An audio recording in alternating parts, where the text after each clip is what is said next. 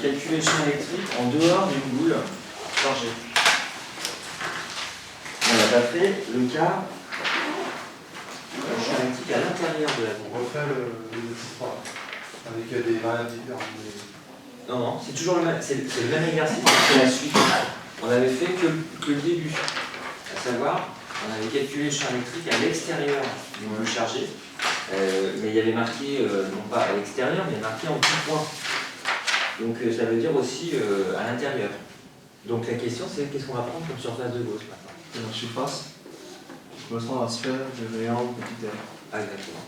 Alors, dessiner une sphère centrée sur O, toujours, mais qui passe par ce point-là.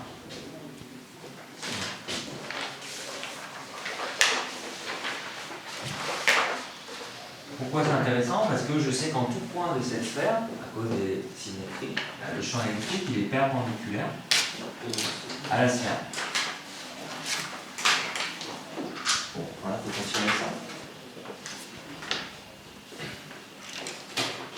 La surface de Gauss, elle est En rouge. en rouge. Ouais.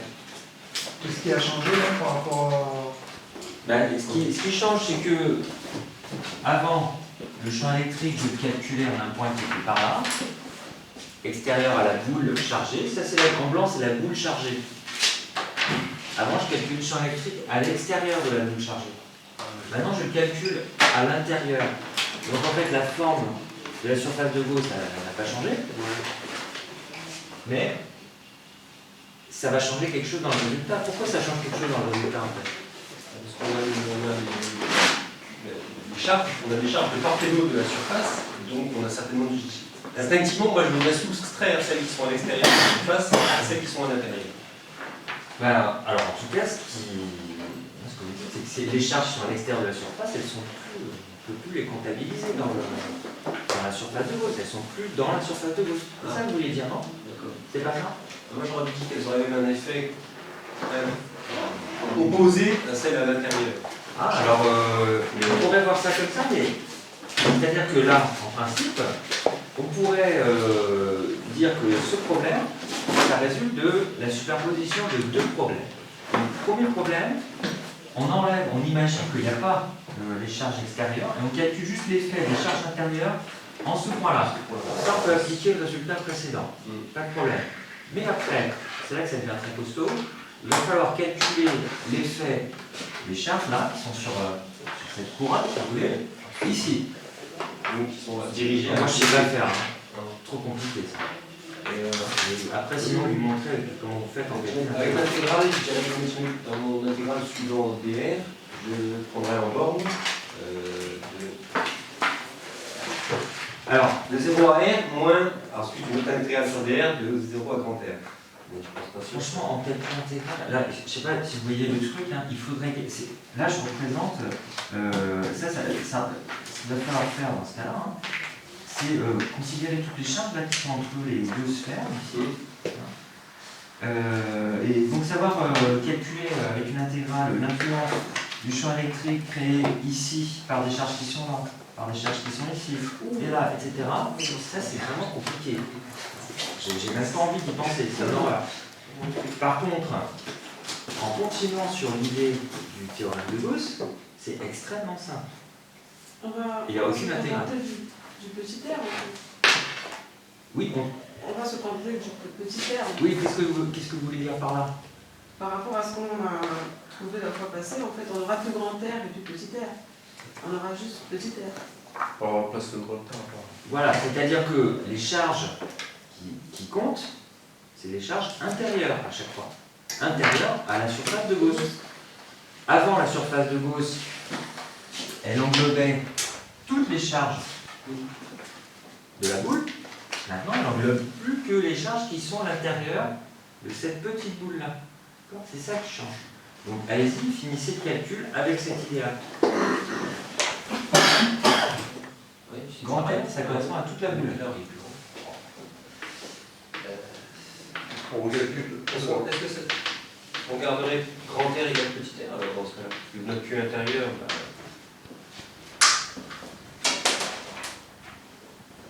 Grand R, c'est c'est une fois pour toutes, parce que c'est l'énoncé qui le dit, c'est le rayon de la boule. Donc on ne va pas changer la notation. Grand R, c'est le rayon de la boule. Et Q intérieur, c'est Q intérieur, je répète, intérieur à la surface de Gauss. La boule. On ne peut pas faire comme si petit r est égal à grand R, puisqu'on cherche le champ à l'intérieur de la boule, pas au bord, quoi. Mais comment calculer la quantité de charge à l'intérieur? Si vous avez une densité volumique uniforme, c'est quoi la quantité de charge? C'est la densité volumique fois quoi? Fois le volume. Et donc ici, quantité de charge intérieure, c'est la densité volumique fois quoi?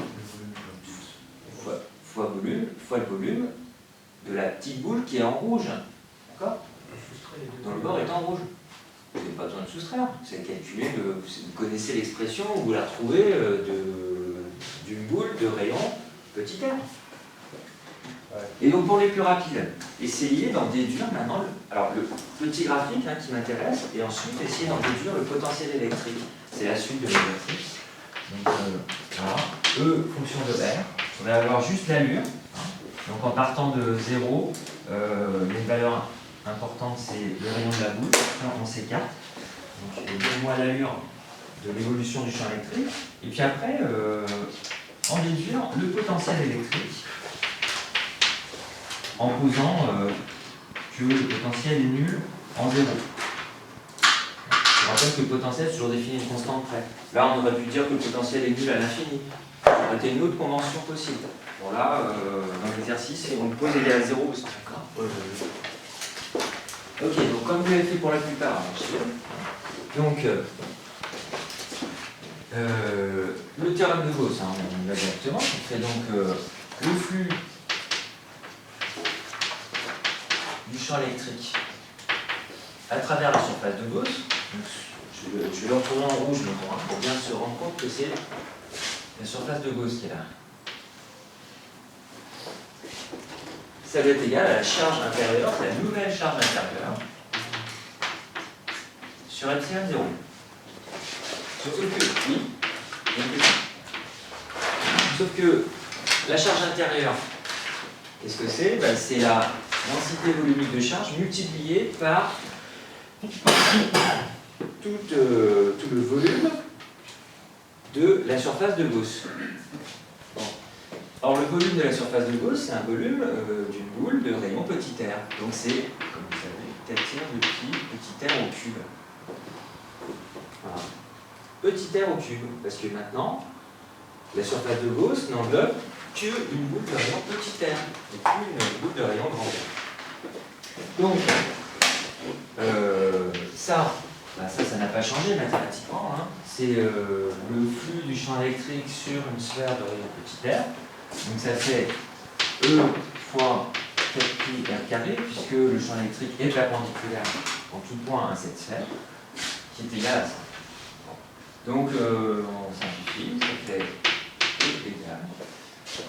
Donc ρ, alors les 4 se simplifient, les pi se simplifient, il reste r cube sur r carré, ça fait r au numérateur, il y a un epsilon 0 qui reste, il y a un 3 qui reste. Voilà, on a fait le tour, hein. On a fait le tour. Donc voilà l'amplitude du champ électrique. Alors si on veut avoir le champ électrique, juste à multiplier par UR, puisqu'on sait par symétrie qu'il est forcément radial. Autrement dit, le champ électrique, il est nul au centre, petit r est égal à 0, et il augmente quand on part du centre. Donc, il augmente avec une certaine constante, il augmente linéairement à partir du centre. Donc, si je le représente graphiquement, le champ électrique, voilà, ça va faire quelque chose comme ça. Au moins jusqu'à la valeur petit r égale grand R. Parce que ce raisonnement que je viens de faire, il ne tient que si on est en train de considérer un point intérieur à la boule. Donc, jusque-là, voilà. On peut même donner la valeur limite. La valeur limite, on l'obtient dans cette formule pour petit r égale à grand R, ça fait ρ grand R sur 3 epsilon 0.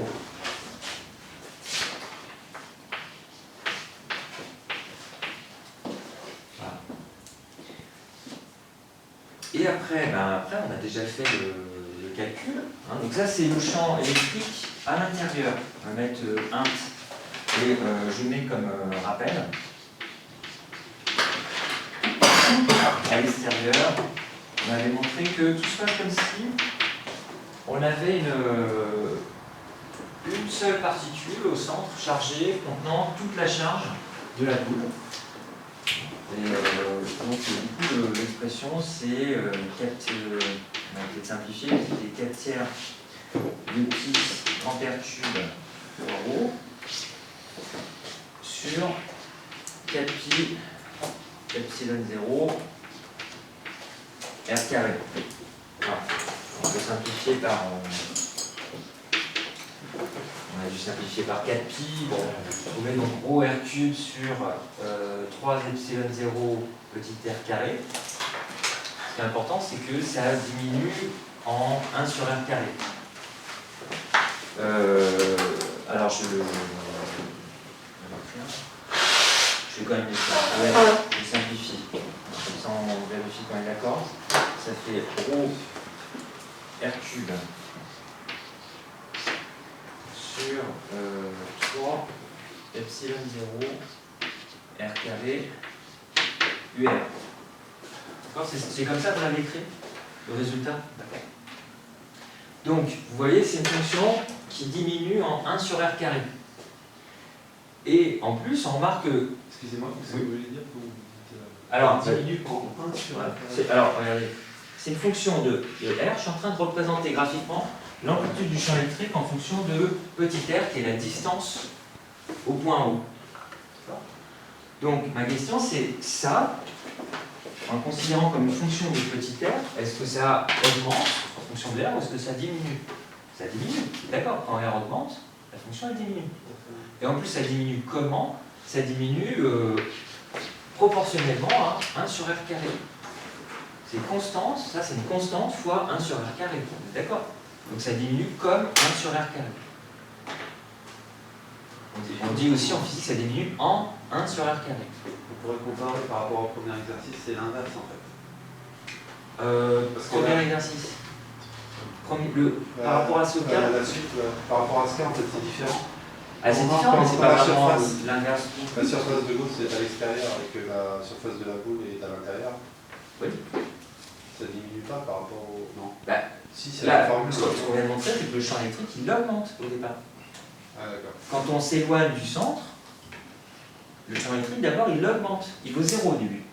La formule, là, qui est là, elle est vraie pour tous les points intérieurs. Donc, y compris pour petit r est égal à 0. Donc, le champ électrique, il vaut 0 au départ. Ça augmente proportionnellement à la distance au centre.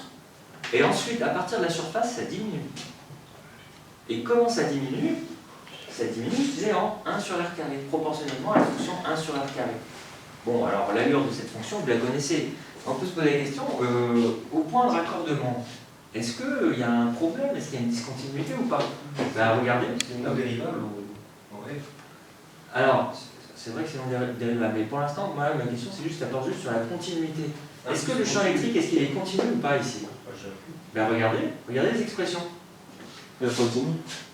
Ça, c'est l'expression qu'on obtient par continuité en utilisant la formule E intérieure. Si on regarde Regardez juste la valeur qu'on obtient. Si on regarde la Maintenant, formule... regardez ici. Par continuité, quand petit r vaut grand R, qu'est-ce qu'on obtient? R sur la base du tube. Ouais, voilà, c'est 0. On obtient la même formule. Autrement dit, il est continu. Il n'y a pas de discontinuité du champ électrique. Donc, ici, bon, on sait qu'on a une évolution en 1 sur r carré, donc ça va ressembler en gros à ça.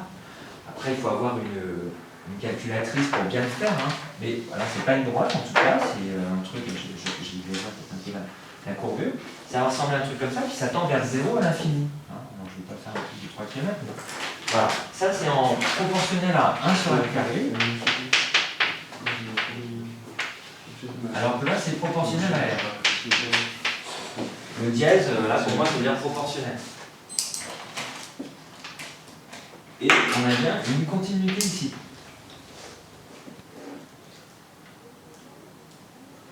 Physiquement, on aurait pu Sans regarder la boucle, dire que le champ électrique est forcément continu. Alors, oui, ici, oui, et je vais le préciser parce que je ne l'ai pas fait dans le cours. On va l'admettre, mais c'est pas, ça n'a pas Plus très que loin à montrer. la première. Le champ électrique, il est toujours continu quand on a un volume qui est chargé. Quand on a que des charges volumiques, le champ électrique, il est continu partout. Alors, je le mets en remarque, on admet, mais bon, c'est pas très compliqué de le montrer. Voilà. Ici.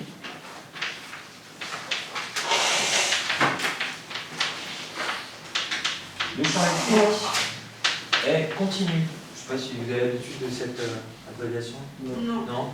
Pour ça, Continu, de alors, précision. je mets comme ça. Le champ électrique est continu.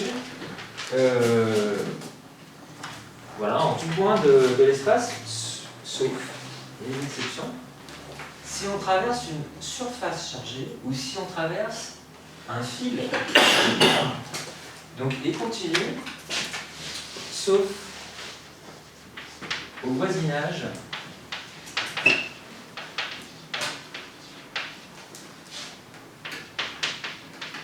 d'une surface chargée,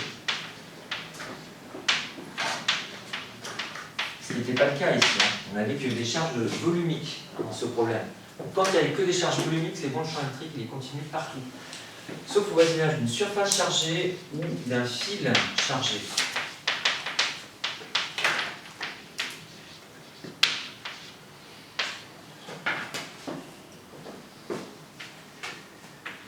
Et d'autre part, une remarque équivalente pour le potentiel électrique, ça se montre un peu de la même façon. Le potentiel électrique, il est continu. Alors lui, c'est encore mieux. Il est continu quand il y a des charges en volume, mais aussi quand il y a des charges surfaciques. Le seul cas où il peut être discontinu, le potentiel électrique, c'est au voisinage d'un fil chargé, une distribution linéique de charge. Donc, est continu, sauf éventuellement, sauf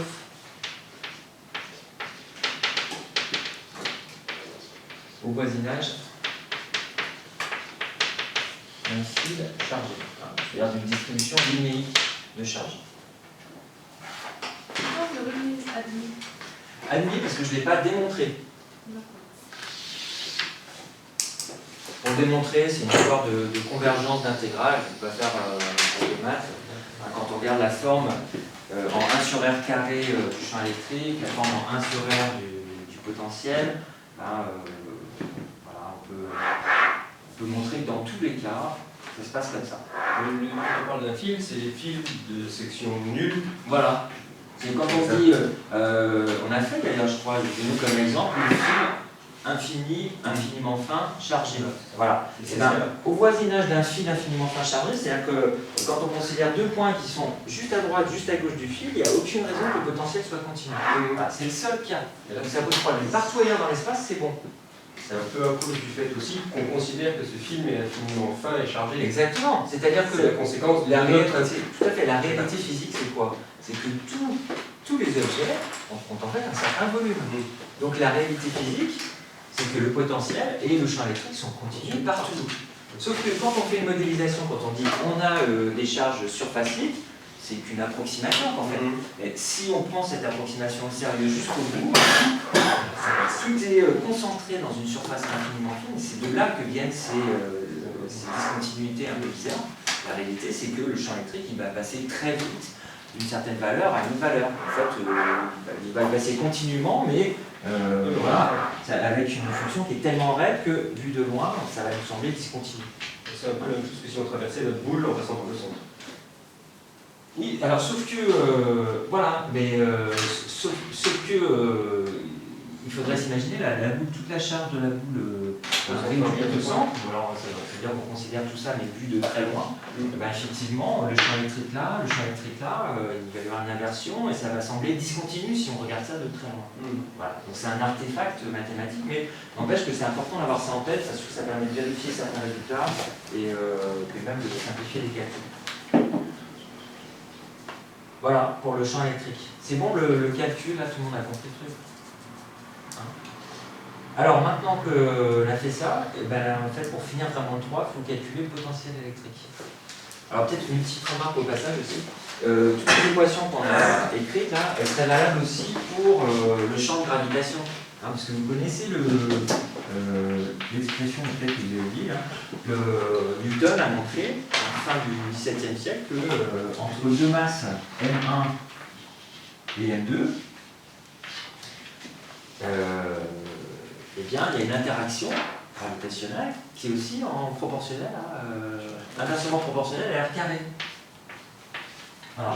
Et donc, il y a une constante de proportionnalité devant qu'on note en général grand G, constante universelle de gravitation. Bah, vous voyez que ça ressemble beaucoup à la loi de Coulomb. Donc en fait, il y a des équations qui sont tout à fait analogues à celles qu'on a faites pour la gravitation. Et l'équivalent de ça, c'est le champ de pesanteur, le champ en fait, qu'on appelle l'intensité de la pesanteur, qu'on note petit g. Petit g, sur Terre, peut-être vous connaissez, en météo, vous connaissez peut-être alors par cœur. C'est combien? 9,80. Voilà, le fameux 9,80. Eh bien, quand on reprend donc dans les unités SI, donc par exemple, mètre seconde moins 2, quand on reprend les calculs vraiment en faisant le parallèle avec le cours d'électrostatique, tout s'écrit de la même façon. Simplement à cause de ça. C'était vraiment et donc le petit g, c'est l'équivalent du champ électrique ici. Parce que F égale mg, c'est exactement pareil, regardez, en éclat. Ça, c'est F égale, le poids égale mg. Le poids, c'est la force. Il faut comparer ça avec F égale Q. Voilà. La masse, en fait, c'est l'équivalent de la charge. Et donc, G, la densité de la pesanteur, c'est l'équivalent du champ électrique. Donc, en fait, les résultats qu'on vient d'obtenir, eh ben, ils donnent tout de suite aussi les résultats pour la gravitation. C'est-à-dire que la gravitation, au voisinage de la Terre, où est-ce qu'elle est maximum? Eh ben, à la surface de la Terre. Voilà. C'est ici qu'on a 9,80. Par contre, si vous faites un trou, si vous allez vers le centre de la Terre, vous arrivez à faire un trou jusque-là, voilà, à mi-distance, l'intensité de la pesanteur ne sera plus que de la moitié. Si vous êtes au centre, vous faites un trou au centre de la Terre, vous flottez dans le trou. Bon, c'est normal, par symétrie. Et par contre, à l'extérieur, il y a une diminution en 1 sur R carré, comme si toute la masse de la Terre était contenue dans un point central. Alors maintenant, donc, comment passer du champ électrique au potentiel électrique? Le potentiel, c'est U. Ouais, voilà. I. Non, c'est U. Là, c'est V. V. Alors, enfin, la différence de potentiel, c'est U. Ouais. Hein, c'est ça que vous parlez, Voilà. la différence de potentiel. C'est ok. Eh bien, c'est quoi alors U AB, Égal. BA moins VB, Égal. mettons. Bien moins mesure. Et donc, c'est égal à quoi? En fonction du champ électrique. On peut utiliser le gradient.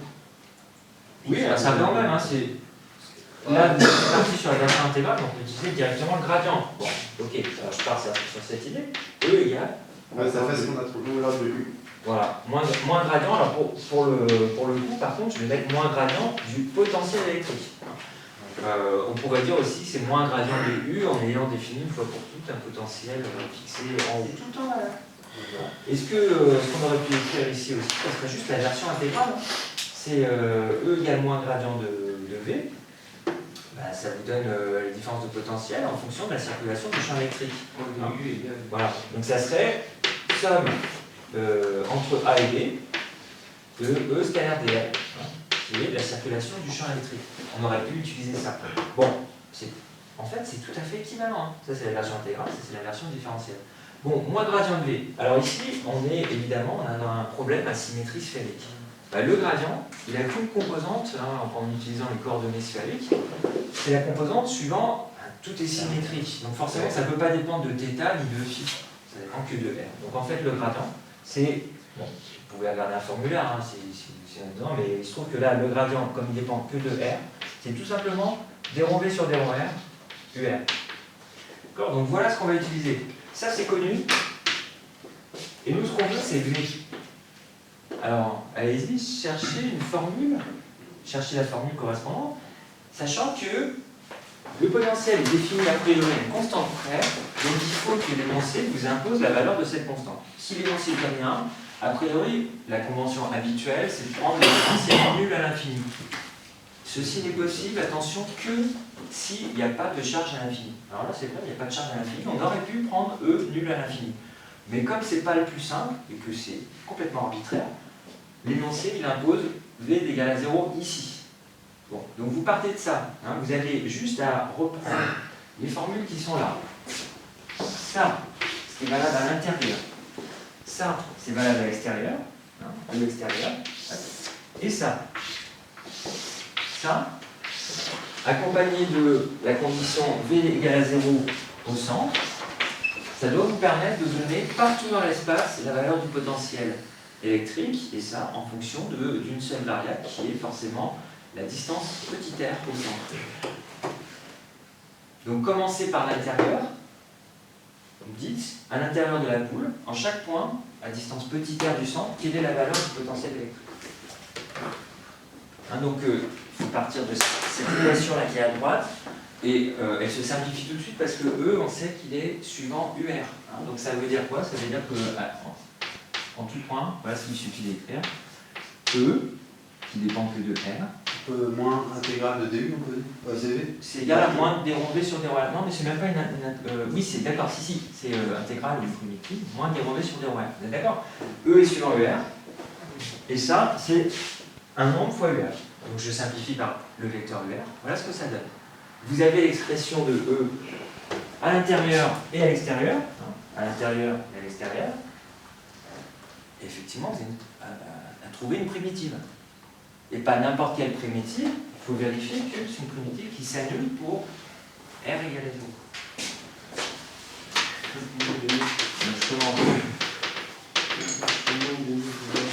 À l'intérieur, on a donc d rond v sur d rond r égale moins champ électrique intérieur. Donc moins ρ sur 3 epsilon 0 fois R.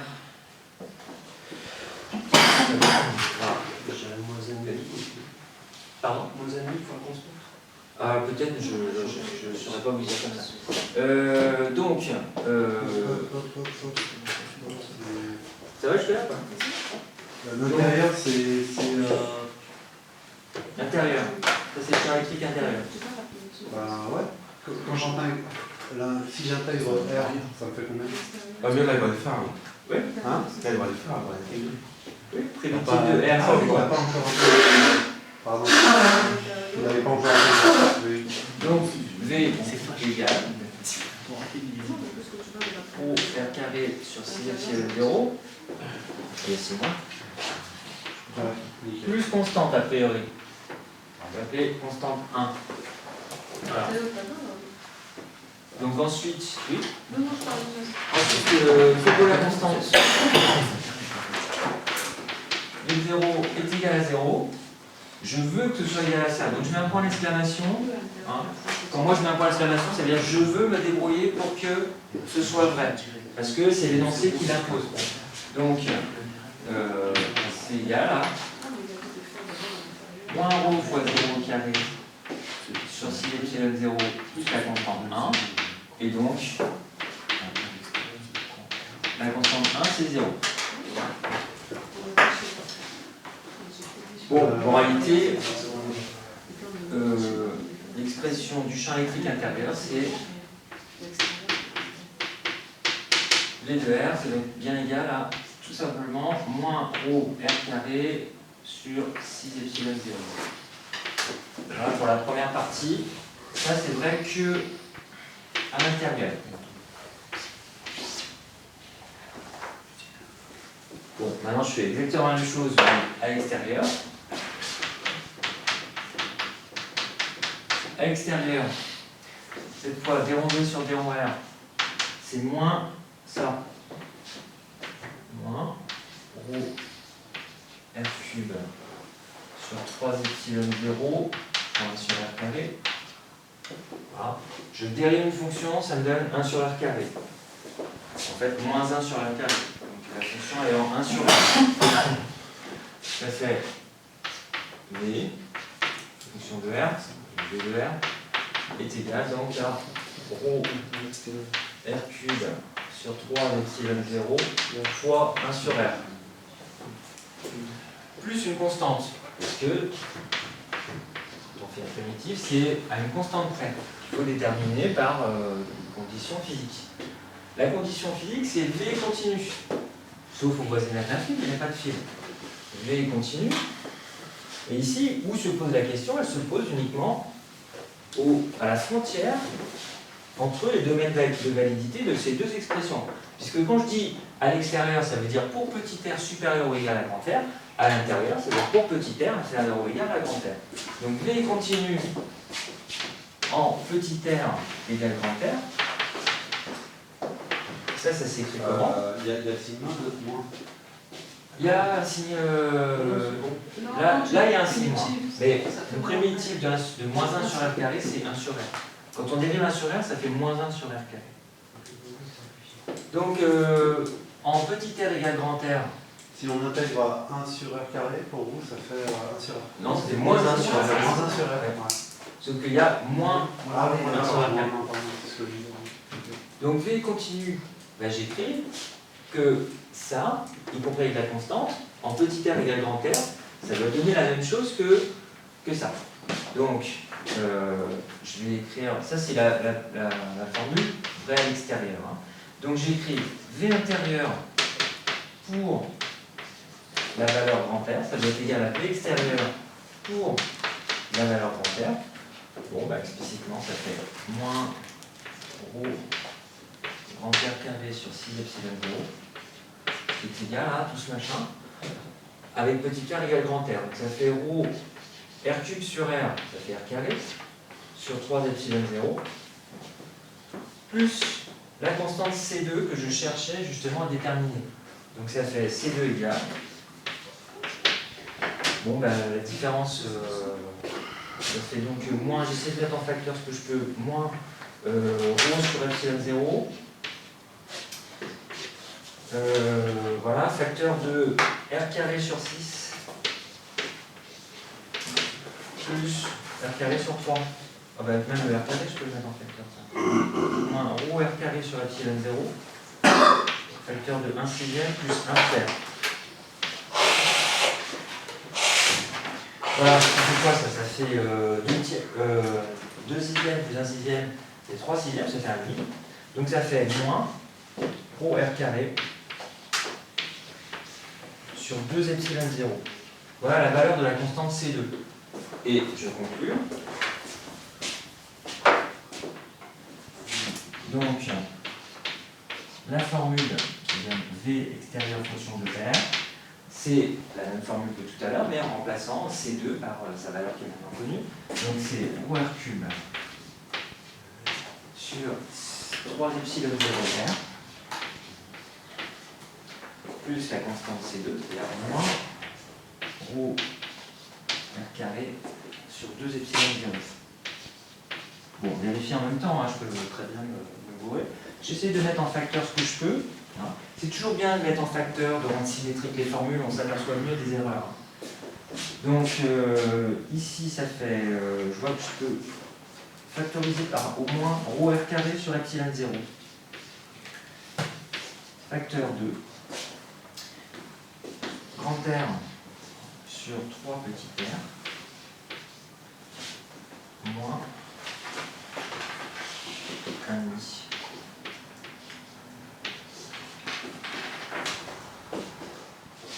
Donc le potentiel électrique, il diminue de manière parabolique en R carré à l'intérieur. Et si on voulait passer par la circulation, Eh ben, on aurait écrit, en fait, on aurait écrit simplement l'intégrale directement. On aurait écrit, là c'est ce qu'on a fait, parce qu'on a cherché une primitive en fait. On est passé par le gradient, mais en fait, quand vous passez de là à là, vous faites une primitive. Donc en fait, vous faites l'intégrale qu'on avait écrit directement avec la circulation. Vous faites quand même chose. Bon. je ne sais pas pourquoi est-ce que vous avez mis que E égale à gradient de V. Parce que E dérive. Il y a moins gradient de V. Oui, bien sûr. E égale à moins gradient de V. E dérive du potentiel U. Donc ça aurait dû être moins gradient de U. Les V, c'est un potentiel aussi. Alors, moi dans le cours, j'ai pas parlé de U. Hein. U, c'est une tension, c'est une différence de potentiel. Alors, c'est vrai que gradient de U, hein, vous, ce que vous dites, voilà. Moi, ce que j'ai écrit dans le cours, c'est ça. E égale moins gradient de V. Ok. Bon. Maintenant, c'est vrai que ça, c'est aussi égal à moins gradient de U. Pourquoi?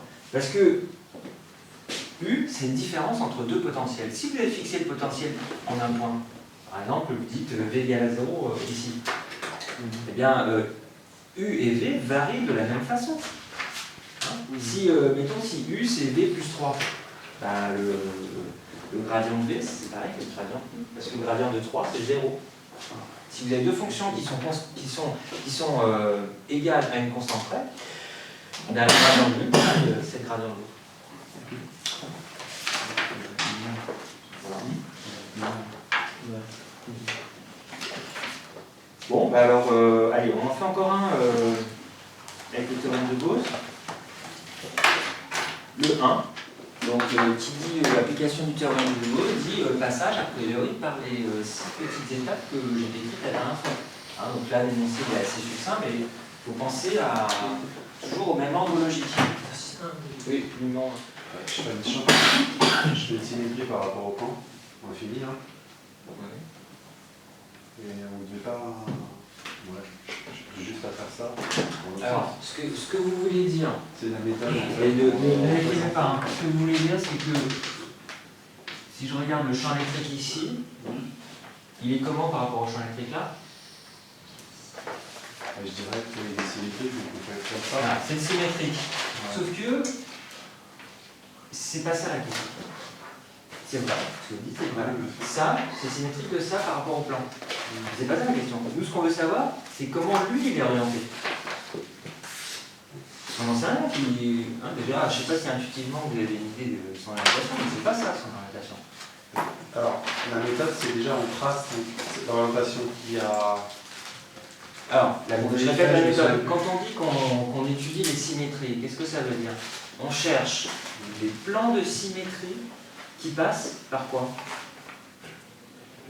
Qui passent par le point où l'on cherche à calculer le champ électrique. D'accord? Vous, ce que vous utilisez à l'instant, c'est un plan de symétrie, mais qui ne passe pas par le point où vous cherchez à déterminer le champ électrique. Ce plan-là, c'est bien un plan de symétrie. Le plan des charges, c'est un plan de symétrie. Mais, deuxième condition, elle n'est pas respectée. Il faut que le plan en question passe par ce point-là. Donc c'est vrai, mais ça ne permet pas d'avancer. Parce que, ok, ça c'est symétrique de ça, mais ça, on ne connaît même pas son orientation. Là, j'ai fait un truc au pif. Et j'ai fait exprès de faire un truc faux d'ailleurs. Hein. Le champ électrique, il n'est pas orienté comme ça. Donc pour déterminer son orientation, il faut énoncer, il faut décrire, il faut utiliser des plans de symétrie qui passent par ce point-là. Ou des plans d'antisymétrie quand il y en a, mais bon, ici c'est les plans de symétrie. Alors moi ce que j'ai dessiné déjà, la ligne que j'ai dessinée, c'est le plan chargé du profil. Vous aviez compris ça? Bon. Ensuite, vous, ce que vous dites, c'est on considère le plan qui passe par, mettons je l'appelle, c'est un point, je l'appelle P. Alors vous dites le plan qui passe par P et qui est perpendiculaire à celui-là. Ok, voilà, alors je le mets en pointillé. Ok, qu'est-ce qu'on peut en dire de ce plan-là? Ah non, bah c'est pas un fil, un plan. C'est une droite. Bah non, c'est pas. Non, un plan c'est une surface. C'est ni un fil ni une droite, c'est une surface. Mais. Non, mais le plan infini, là, il devient une ligne après. Non. Un plan, c'est comme le prolongement d'une table. C'est comme si vous regardiez cette table là, mais hop, vue de profil. Vous êtes comme ça, à niveau. Vous regardez la table vue de profil. Vous considérez voilà, un point qui est là juste au-dessus, c'est le point clé. Et ce que vous me dites, c'est qu'il y a un plan de symétrie qui est le plan, j'ai dit le mot, vous ne savez pas, il y a un plan qui passe par ce point-là, où je cherche à calculer un truc, et qui est perpendiculaire à la table, c'est-à-dire au plan. Bon, bah, ce plan, en pointillé, c'est quoi? C'est un plan de symétrie. Pourquoi c'est un plan de symétrie? Bah, parce que vous avez exactement la même chose à droite du plan et à gauche du plan. Et en haut et en bas. Et en haut et en bas. C'est pour ça que c'est une plan. D'accord? Donc voilà, ok, ça c'est un plan de symétrie. Mettons que l'on appelle même H le proche orthogonal de P. Hein. S'il n'y a pas de lettres, s'il n'y a pas de nom, vous les introduisez les lettres. Hein. Si elles ne sont pas dans l'énoncé, Parce que ça peut m'arriver. Je vous donne un énoncé comme ça, mais j'introduis pas les lettres parce que je veux que vous trouviez tout seul la surface de Gauss, tout ça. Donc, si je donne les lettres, je donne la moitié de la réponse. Voilà, vous introduisez, puis bon, H, projeté de P, projeté orthogonal de P sur le plan. Bon, bah maintenant, comment, avec ces deux lettres-là, comment est-ce qu'on peut décrire tous les plans de symétrie qui contiennent P? Ils sont comment?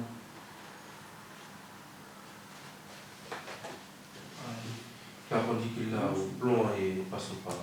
Oui, et donc c'est l'ensemble des plans qui contiennent PH. Voilà, pH. Tous les plans qui contiennent la droite pH sont plans de symétrie. Et il n'y en a pas d'autres qui contiennent le point P. En tout cas, ça suffit. Donc, tous les plans contenant pH sont plans de symétrie.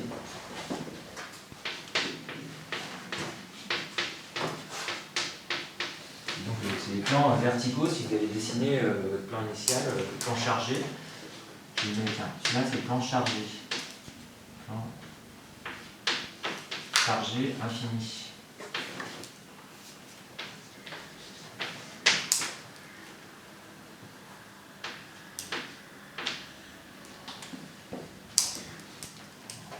Tous les plans.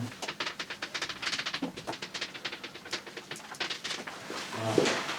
Et donc, qu'est-ce qu'on en conclut pour le champ électrique? Le champ électrique, il est contenu, d'après le paragraphe sur les symétries, il est contenu dans tous les plans de symétrie qui passent par ce point P. Le champ électrique au point P est contenu dans tous les plans de symétrie qui passent par P. Donc, dans tous ces plans-là. Or, tous ces plans-là ont une droite en commun, c'est pH. Donc, le champ électrique, il est orienté suivant pH. Je vais écrire un petit peu techniquement.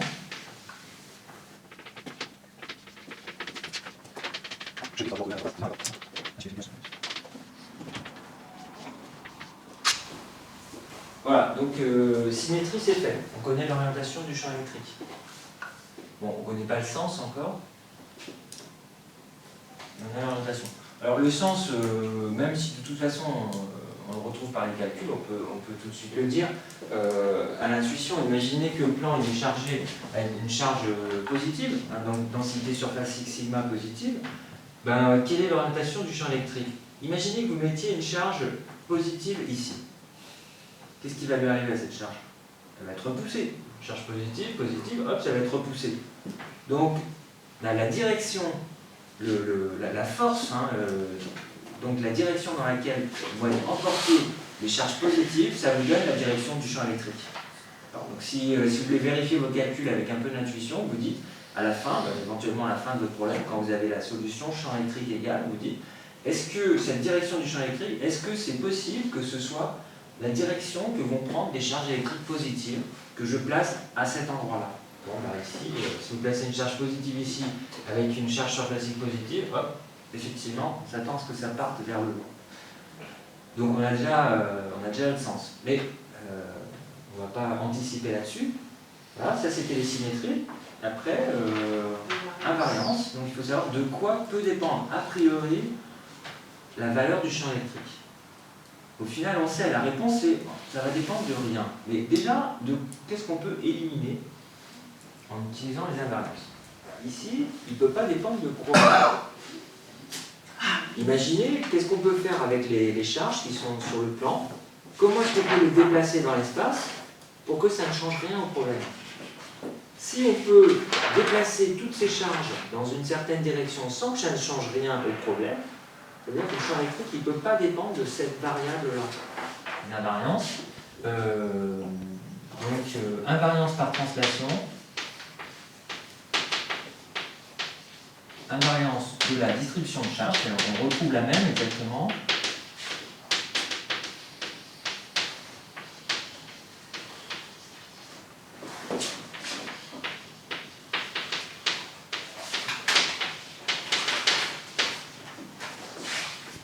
Translation du plan parallèlement à lui-même. Bon, donc soit vous faites une phrase comme celle que je viens d'écrire, soit vous faites sur votre petit dessin, vous mettez deux axes X, Y qui prolongent les directions du plan, et vous dites, bon, invariance par translation selon X et selon Y, voilà, ça veut dire la même chose. Bon, donc, le champ électrique, a priori, ne peut pas dépendre de ces deux directions-là, des deux coordonnées correspondantes, donc le champ électrique, a priori, ne peut dépendre que de la distance au plan. Donc cette distance, je l'appelle R.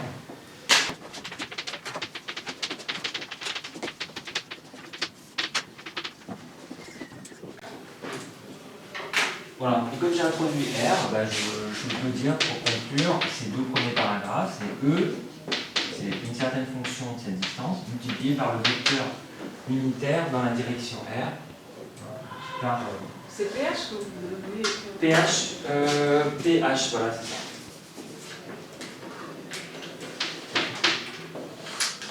Bon, et maintenant qu'on est là, on peut utiliser l'idée de Yazid tout à l'heure. Maintenant, je corrige déjà mon dessin. Hein. Le E, je sais qu'il part vers le haut.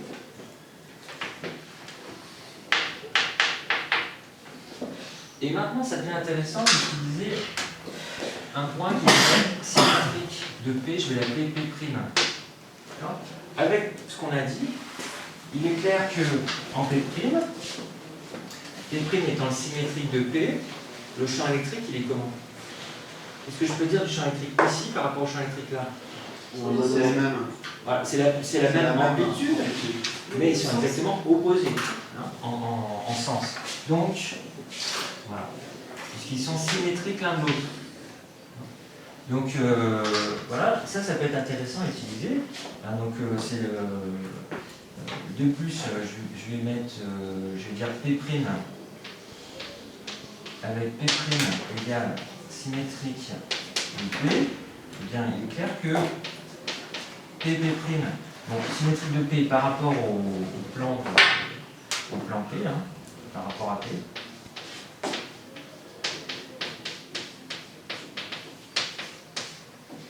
Eh bien E de P', c'est le symétrique de E de P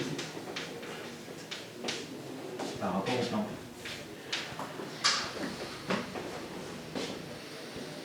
Voilà.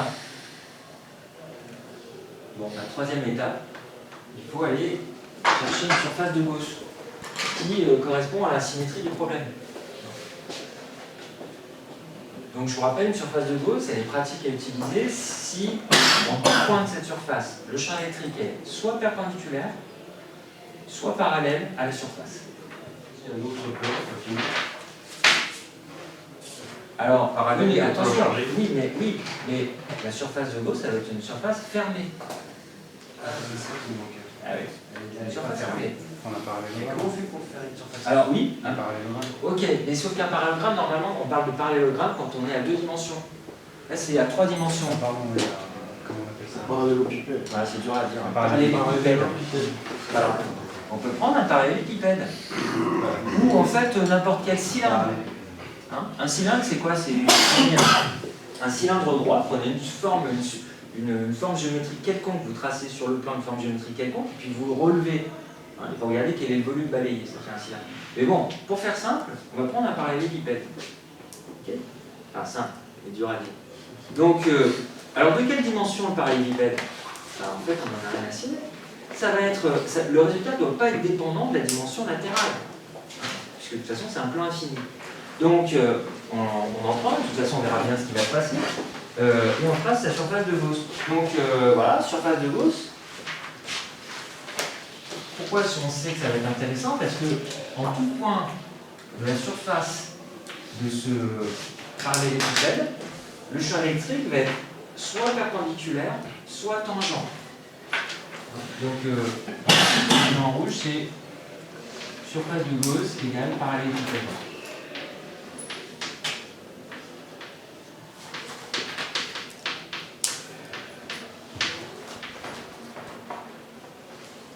Alors, par contre, je ne sais plus où sont les L, parallélépipède.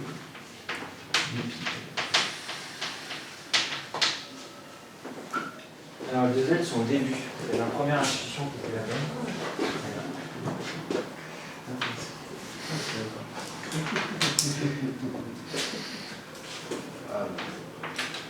C'est une surface de Gauss de type parallélépipède. Elle a une certaine hauteur, une certaine base. Donc on peut les écrire. Hein, la hauteur, bah, c'est 2R. Puisque R c'est la distance entre H et P. Les cubes sont symétriques l'un de l'autre. Et puis l'air de base, on va la faire en couleur.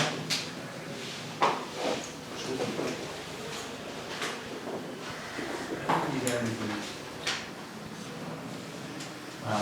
L'air de base c'est n'importe quoi, on va dire RS. R égale S.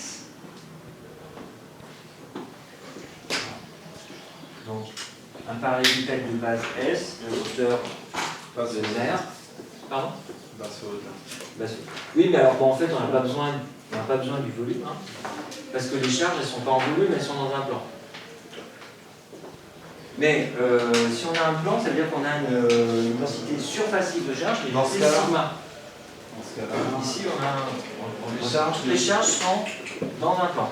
Donc on a une densité surfacique, c'est un plan qui est infiniment fin. Densité surfacique de charge. Sur Z. Bah, Z, oui, enfin moi j'ai noté R à UR. la distance, quoi. C'est ce plan-là, on est d'accord, parce que les deux autres. Non, les charges, elles sont dans le champ. Les charges électriques, elles sont dans ce plan-là. On voit le profil.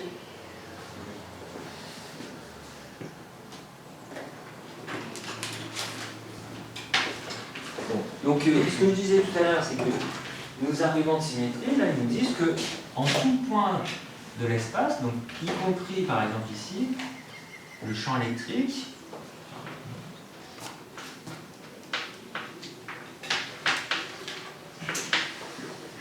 il est vertical, partout. Bon, donc avec ça, il faut calculer, maintenant théorème de Gauss, on y arrive, c'est le petit 4, je crois, il faut calculer le flux du champ électrique.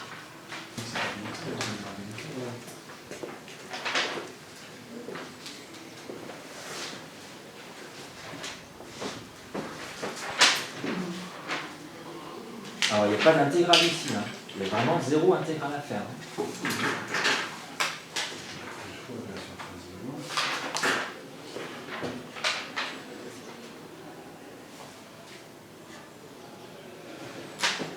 On parle une fois de symétrie, une première fois pour RT2. Et une deuxième fois, je dirais pour vous aider à trouver la surface qui... Oui, ça va avec. Ouais. Hein. Si on travaille sur les symétries au départ, c'est pour trouver la bonne surface de Gauss. La première, elle nous sert à remonter. Le plan par rapport au plan chargé. Oui, mais c'est de l'orientation. C'est tout. La surface de Gauss, vous la choisissez vous pouvez la choisir dès que vous avez orienté le champ électrique. Alors là, ce qu'on a rajouté, qu'on ne fait pas toujours, c'est que en plus, cette surface de Gauss, on la referme de l'autre côté du plan, mais pas en n'importe quel point. On la referme en un point P' symétrique de P, parce qu'on sait d'avance qu'en ce point-là, l'amplitude du champ électrique sera la même que de l'autre côté.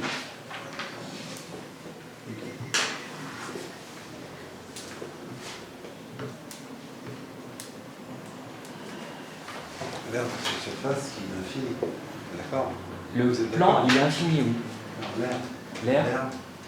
Ah bah non, Parce que c'est fini par la surface. C'est un parallélépipède fermé de dimension finie, il a une base S et une hauteur 2R.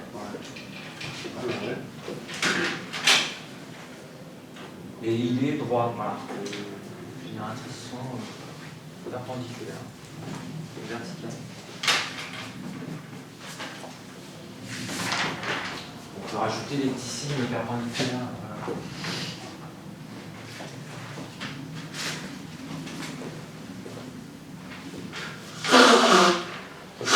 Là, on cherche l'air de la surface de Gauss, c'est ça? L'air de la surface. Oui, alors d'accord.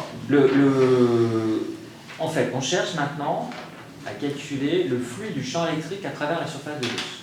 Donc il faut se demander où le champ électrique est-il perpendiculaire à la surface de Gauss, à quel endroit est-il parallèle à la surface de Gauss, et du coup, ça nous permet de calculer, sans faire une intégrale, ça nous permet de calculer le flux.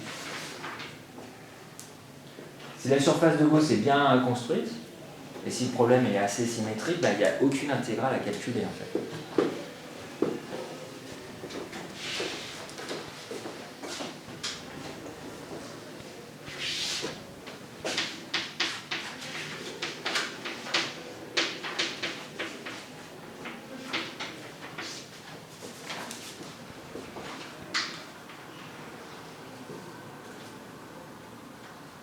Donc évidemment, il y a deux types de surfaces ici.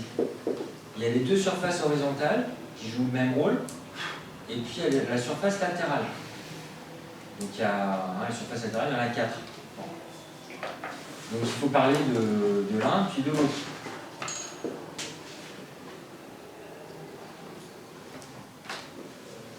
Le plus simple, c'est les surfaces latérales.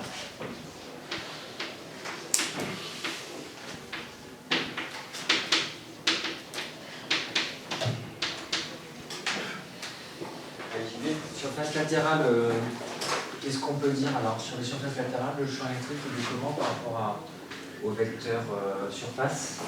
Orthogonal. Et orthogonal.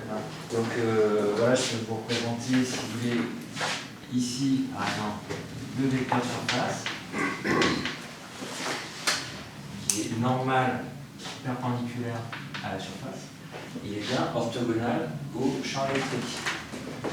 Donc, voilà, je le mets déjà.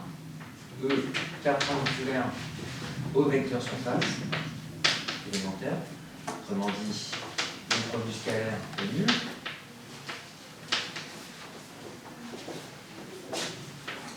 Et s'il est nul, ça veut dire que sur toute la surface latérale, c'est la somme sur tous les éléments de surface de la surface latérale.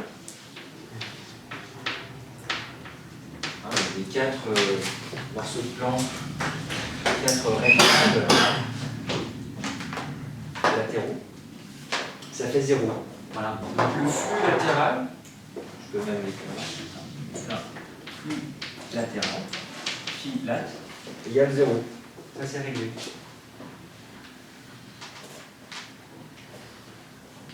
Bon, après il reste les deux surfaces de base.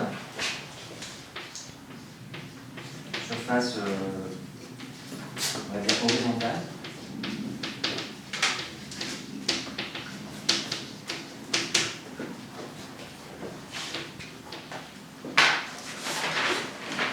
Bon, voilà, le champ électrique, il est comment?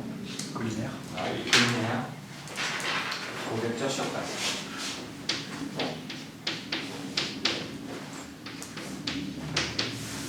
Donc, le produit scalaire se réduit à une multiplication E ds. Donc, quand je calcule le flux, ici, c'est parti là,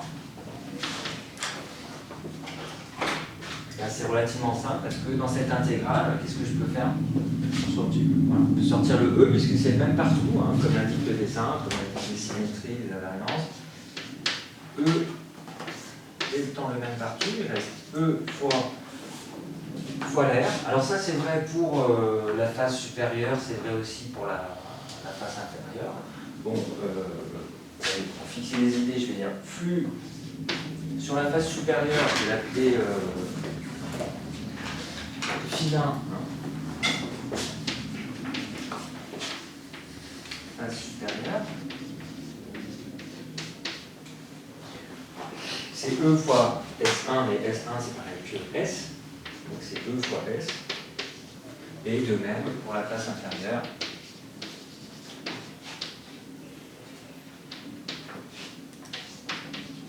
Tout est inversé, c'est-à-dire que sur la face inférieure, le vecteur normal il pointe vers le bas, mais le champ électrique lui aussi pointe vers le bas, donc ça fait la même chose. De même, face inférieure, je trouve que phi 2, je mets 2 parce que j'avais appelé E2 le champ électrique en bas. Phi 2 est aussi égal à E fois S. voilà, le bilan des courses, c'est que le flux total du champ électrique à travers la surface de Gauss, c'est 2 fois ES.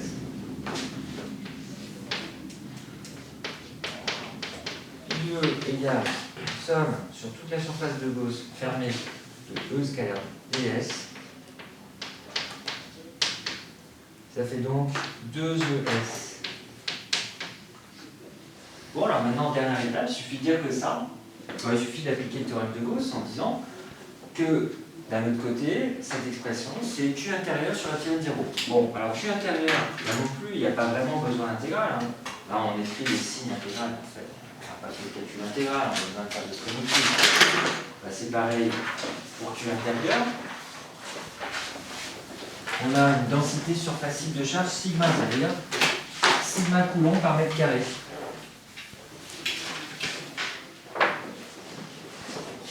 Or, tel est l'air de la surface emprisonné par la surface de Gauss. S. Voilà, l'air du morceau de plan emprisonné par la surface de Gauss, c'est le même S qu'en bas, qu'en haut, partout. Donc, d'autre part,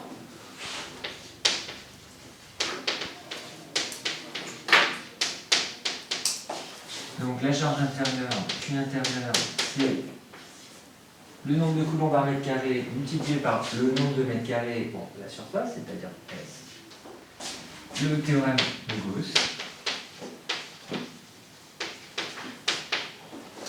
Il nous dit que donc 2ES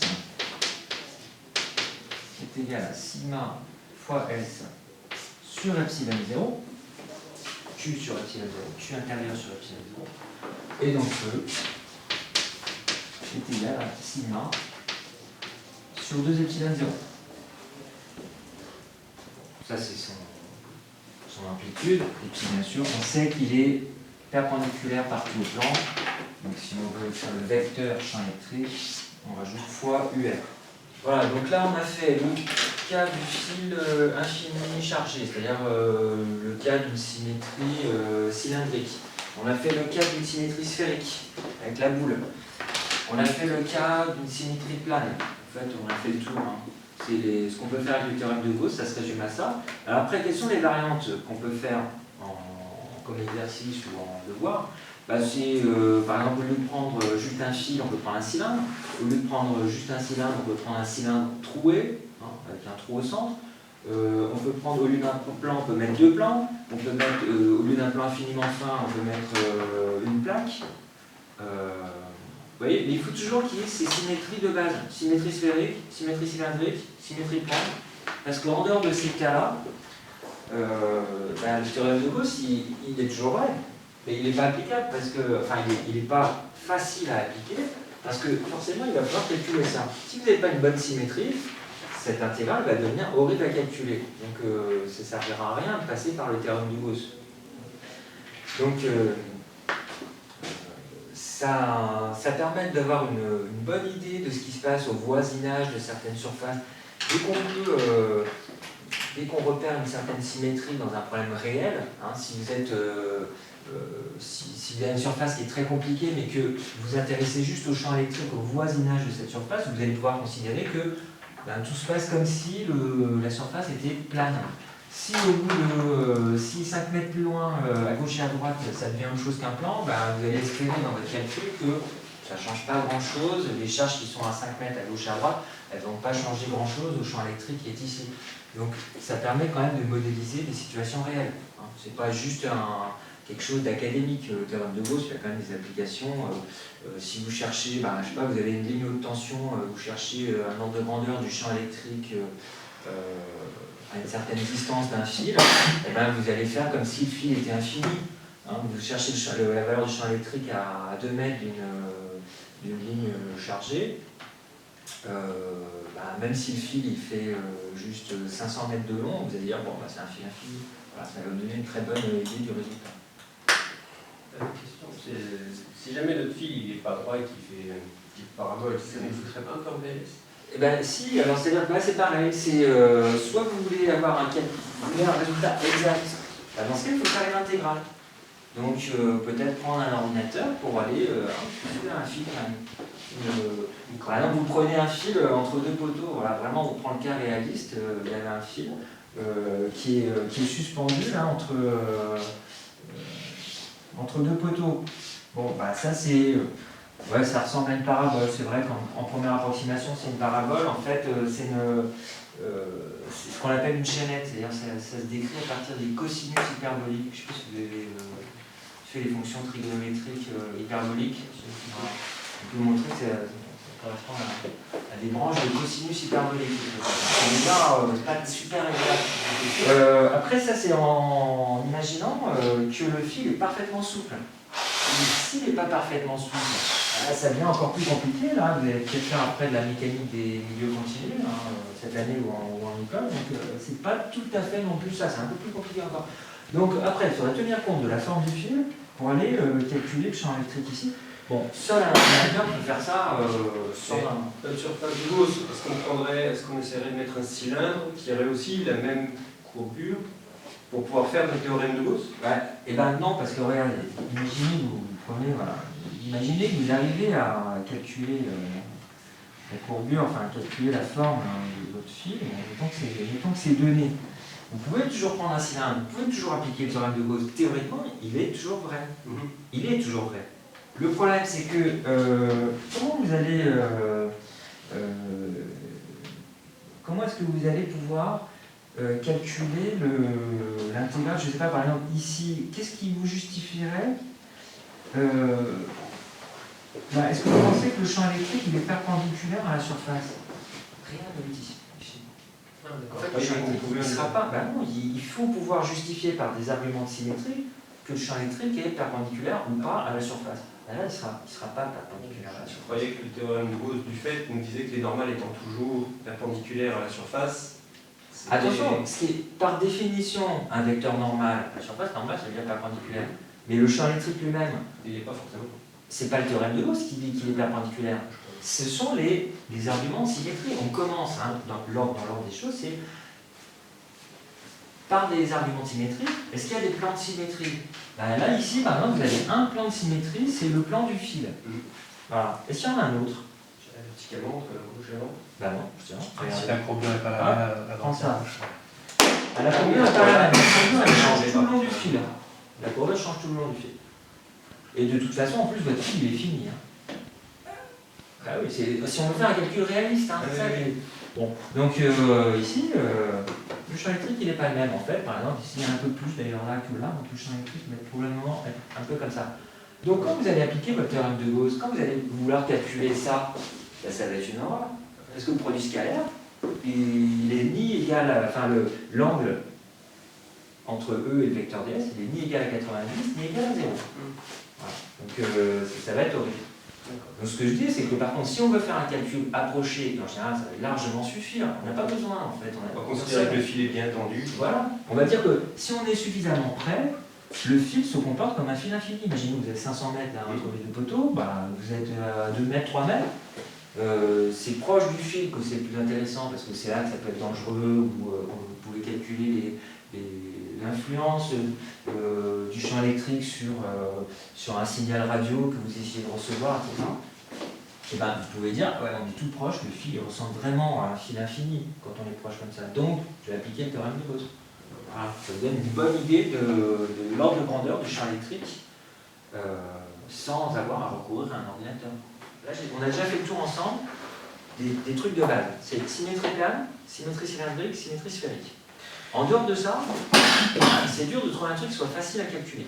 Et après, il y a plein de variantes. Au lieu d'un plan, on peut en mettre 2, on peut en mettre 3. Au lieu d'une boule, on peut mettre une boule creuse ou je sais pas, une sphère. Je sais plus ce qu'on a fait. On a fait une boule, une sphère. Bon voilà, Une boule creuse, ça vient volume, non? Une boule creuse, c'est oui, c'est un volume. Quand je dis une boule creuse, vous prenez une boule, mettons de rayon R, mais à l'intérieur, vous enlevez une boule de rayon R sur 2. Ça fait une boule creuse. D'accord? C'est encore autre chose qu'une sphère. Une sphère, c'est juste en surface, c'est une modélisation de la C'est région. changeant en fait là. Une sphère, ça n'a pas d'épaisseur. C'est de surface. Ouais. Une boule creuse, c'est, ce que je veux dire, c'est que vous prenez une boule pleine et vous enlevez là, par exemple, vous enlevez ça. Vous enlevez ce truc-là. Et là, Ça fait une boule creuse. Imaginez que c'est, ce que je veux dire, c'est voilà, le volume, il est là. Le volume chargé, c'est ce que je assure. Imaginez qu'il y a un trou au milieu, ça s'appelle une boule creuse. Du coup, on peut faire la surface de Gauss directement. Eh ben, là, dès que vous avez un problème d'asymétrie sphérique, votre surface de Gauss, elle est sphérique. C'est, on pourrait détailler le raisonnement, mais ça va toujours donner la même chose. Là, qu'est-ce que vous allez faire pour une boule creuse? Vous allez prendre, par exemple, si vous voulez le champ électrique ici. Voilà, ça va juste être un peu plus long, mais le champ électrique ici, il est donné par quoi? Vous dites, le flux du champ électrique, c'est E fois, imaginez qu'il y a un rayon R ici, E fois 4 pi R2, ça va être le flux du champ électrique, est égal à la charge intérieure. Alors, la charge intérieure, si on vous dit qu'il y a une densité volumique de charge ρ, il faut aller calculer le volume de ce truc-là. C'est ça le volume chargé. Bon, c'est quoi? C'est juste à faire la différence entre 4 tiers de pi R cube et 4 tiers de pi R prime cube. Vous êtes d'accord? La différence entre la différence du volume de la boule rouge et du volume de la boule blanche, c'est bien le volume qui est là. Non mais notez pas ça en particulier, ça n'a pas spécialement d'importance. Je voulais juste vous montrer qu'on peut prendre, voilà comment je viens d'inventer une variante de la boule qu'on a traitée. Voilà, vous allez sur internet, ça vous donne encore 36 exemples, et vous pouvez vous-même imaginer d'autres exemples, vérifier que vous trouvez. Si on a un objet, on va dire, chargé sphérique, on va chercher une surface sphérique. Voilà. Si on a un objet, on va dire, cubique chargé, on va prendre une surface Gauss Non, cubique, parce mais... que non, cubique ça ne marchera pas parce que cubique vous n'avez pas de symétrie.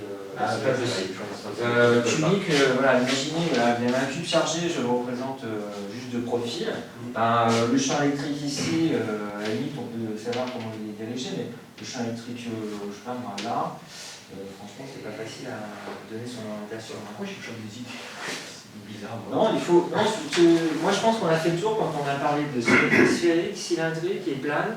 On a fait le tour de tout ce qu'on peut vous demander. Après, ce qu'on peut faire, c'est comme variante, c'est vous faites la somme de deux configurations. Par exemple, si vous avez ici, si vous avez une boule ici, et puis à côté vous avez un plan. Voilà, ça c'est un truc qu'on peut faire aussi. Je vous demande le champ. Que vaut le champ électrique ici? A priori, c'est un problème horriblement compliqué. Le plan est chargé aussi? Ouais, le plan est chargé aussi. Le plan est chargé avec une densité surface cycle sigma, et la boule est chargée avec une densité volumique ρ. C'est horrible comme truc. On ne peut pas appliquer le théorème de Gauss là-dessus. En tout cas, pas directement. Par contre, voilà, on peut dire, bon ok, je décompose le problème en deux. D'abord, je traite, premier exercice, je traite de la boule. Deuxième exercice, je traite du plan. C'est ce qu'on a fait. On connaît le résultat. Et après, vous dites, en ce point-là, théorème de superposition, le champ électrique total, c'est la somme des champs électriques dus d'une part à la boule, d'autre part au plan. Donc si vous savez faire la boule d'une part, le plan d'autre part, boule plus plan, c'est la somme des deux. Et pour l'orientation, on arrive aussi à en déduire assez facilement? Vous donnez des expressions, par exemple, vous dites ici, on a trouvé machin fois UR, E de R fois UR, et puis ici, vous dites, le plan, ça nous a donné un truc comme ça, je vais appeler E2 de Z fois un certain vecteur N. Z étant cette distance-là. Et puis R, c'est voilà. On a l'angle entre les deux et donc on s'en dit. Oui, mais même, vous dites, vous pouvez résumer ce vecteur sous la forme d'une somme de deux vecteurs. Après, ça dépend de l'exercice. Voilà, c'est ça. Juste avant On peut découper plusieurs problèmes en plusieurs. Là, je vous ai appris à faire chaque partie, mais il ne faut pas oublier qu'on a encore le théorème de superposition. On peut toujours décomposer le problème en éléments simples. Bon, alors donc, dernier exemple. Cylindre, je démarre. Vous avez tous. Ce que j'ai vu. Donc, les plans de symétrie. Donc, symétrie. Le plan du tableau, visiblement, c'est c'est un plan de la figure, hein. C'est un plan de symétrie.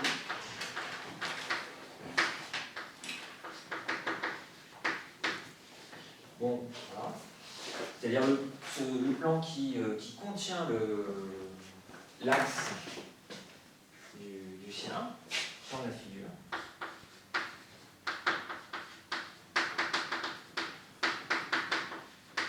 Qui contient l'axe du cylindre.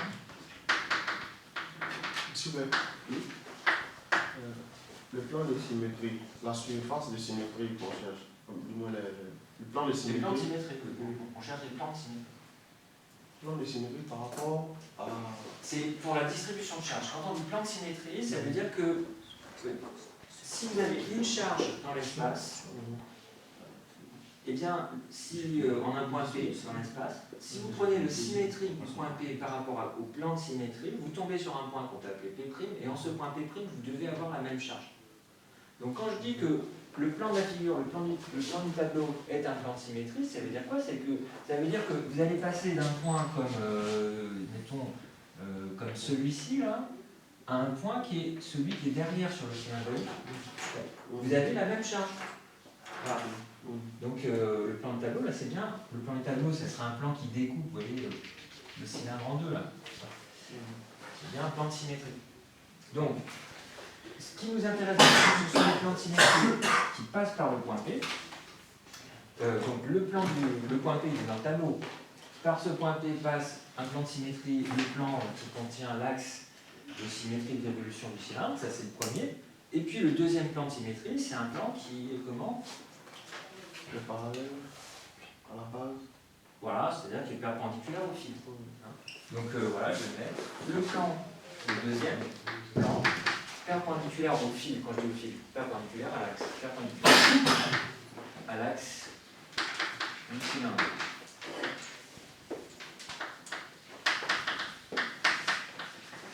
Bon, et on sait que le champ électrique, comme toujours, il appartient à tous les plans de symétrie, donc il appartient à l'intersection de ces deux plans. E appartient à l'intersection de ces deux plans.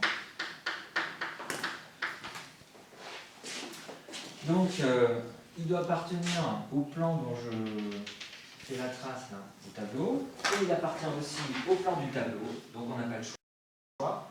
Le champ électrique, il est horizontal, là, si je le dessine dans le plan du tableau. Voilà. Alors peut-être qu'il pointe vers la gauche ou vers la droite, ça, bon, en fait, ça dépend du signe de sigma. En tout cas, il doit être dessiné à l'horizontale sur le plan du tableau. Donc, si on décide d'appeler petit r la distance entre l'axe de symétrie de révolution, je vais appeler ça, je ne sais pas moi, point H, et le point P où on cherche à calculer le champ, eh bien, on sait que avec HP égale R, donc, E peut donc s'écrire. Alors ça, voilà, E s'écrit un certain E fois le vecteur UR. Bon, maintenant, invariance. Il s'agit de savoir est-ce que E peut dépendre de Z, par exemple, ou pas. Donc, invariance.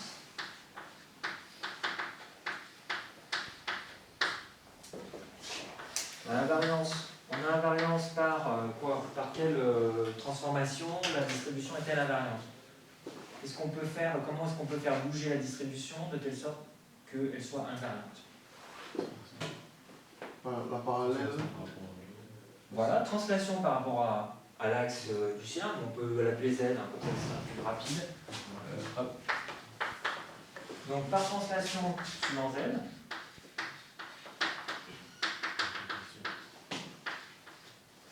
le parallèlement à Z, et aussi par rotation autour de Z.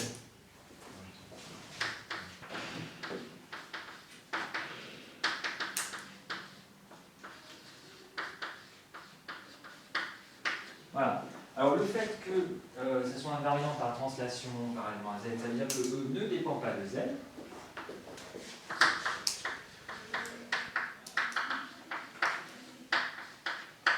indépendant de Z. Invariance par rotation, E est indépendant de θ, bien sûr, de θ des coordonnées cylindriques.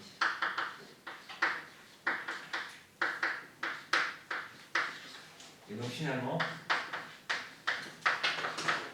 E, non seulement il est dirigé suivant le vecteur radial, unitaire, UR, et en plus il dépend que de la coordonnée R. Voilà, troisième étape que vous avez écrit pour la plupart, donc surface de Gauss. On a une symétrie cylindrique, donc pas tellement étonnant, on utilise une surface de Gauss qui soit aussi cylindrique. Je la fais en rouge comme j'ai fait jusque-là.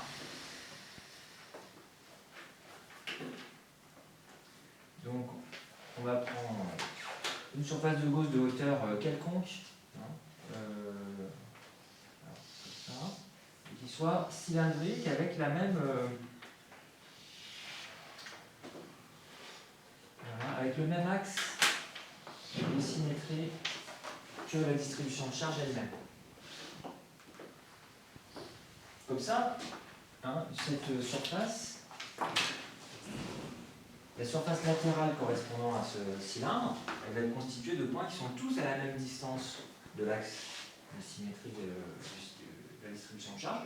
Et donc je sais que partout sur cette surface latérale, on aura la même valeur du champ électrique. Donc, surface de Gauss.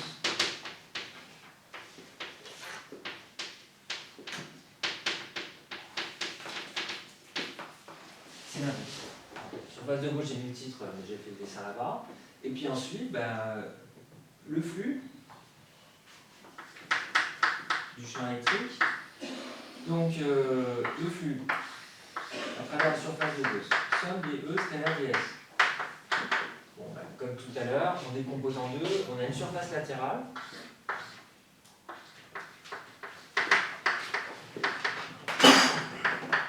et on a deux disques.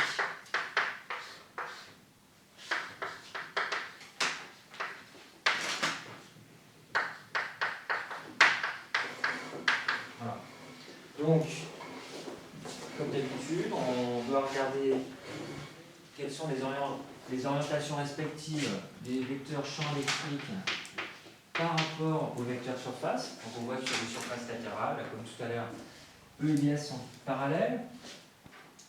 Sur les deux disques, si je dessine par exemple le champ électrique ici, on sait qu'il est radial le champ électrique partout. Or, sur ces disques, le vecteur surface, il est vertical.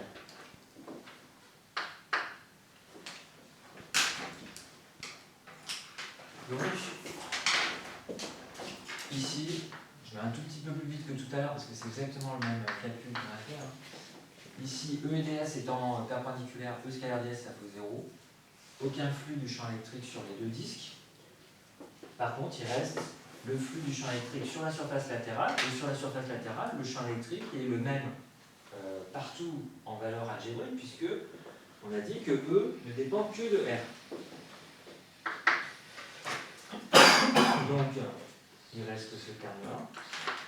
Et ce terme-là, c'est donc somme de E de R multiplié par ds sur ces surfaces, sur la surface de Gauss, sur la surface latérale.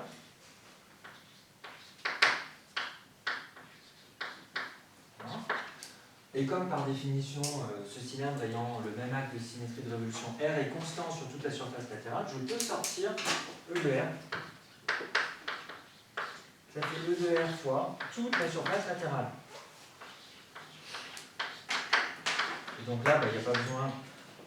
Vous pouvez toujours faire du calcul intégral, mais enfin, si vous avez en tête la surface, l'air de la surface latérale d'un cylindre, 2 pi r, périmètre du fois h, là c'est fini, ça c'est 2 pi r h. Alors le h, d'ailleurs je ne l'ai pas introduit sur le dessin, je vais le mettre. Voilà, mettons qu'on appelle h, petit h, parce qu'il y a un grand h. 2 pi r, petit h. Voilà, ça c'est le flux. Bon. Après le flux, c'est le membre de gauche, le flux, c'est le membre de gauche du théorème de Gauss. Membre de droite, c'est la charge intérieure. Donc, charge intérieure.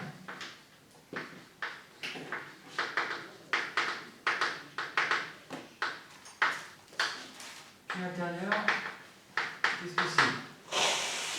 C'est la charge qui est portée par le cylindre, par la partie du cylindre qui est à l'intérieur de la surface rouge. Voilà. Là, c'est un cylindre de rayon grand R, je pense que j'ai mis grand R. Grand R là. Le cylindre est un rayon grand R. Donc la charge intérieure, c'est quoi? Ça vous combien? Sigma 2 pi grand RH. Sigma fois l'air latéral de ce cylindre, puisqu'il n'y a pas de disque chargé là. 2 pi grand R H. Maintenant, théorème de Gauss.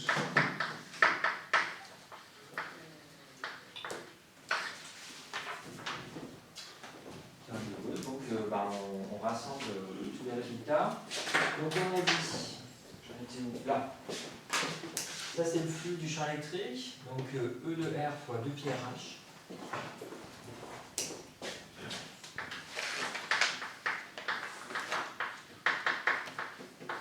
C'est égal à Q intérieur sur epsilon 0.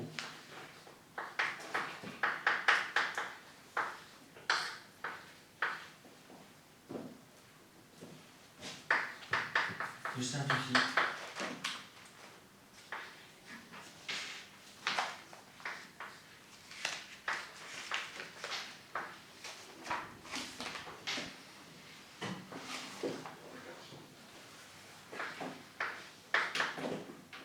Et je rajoute les vecteurs.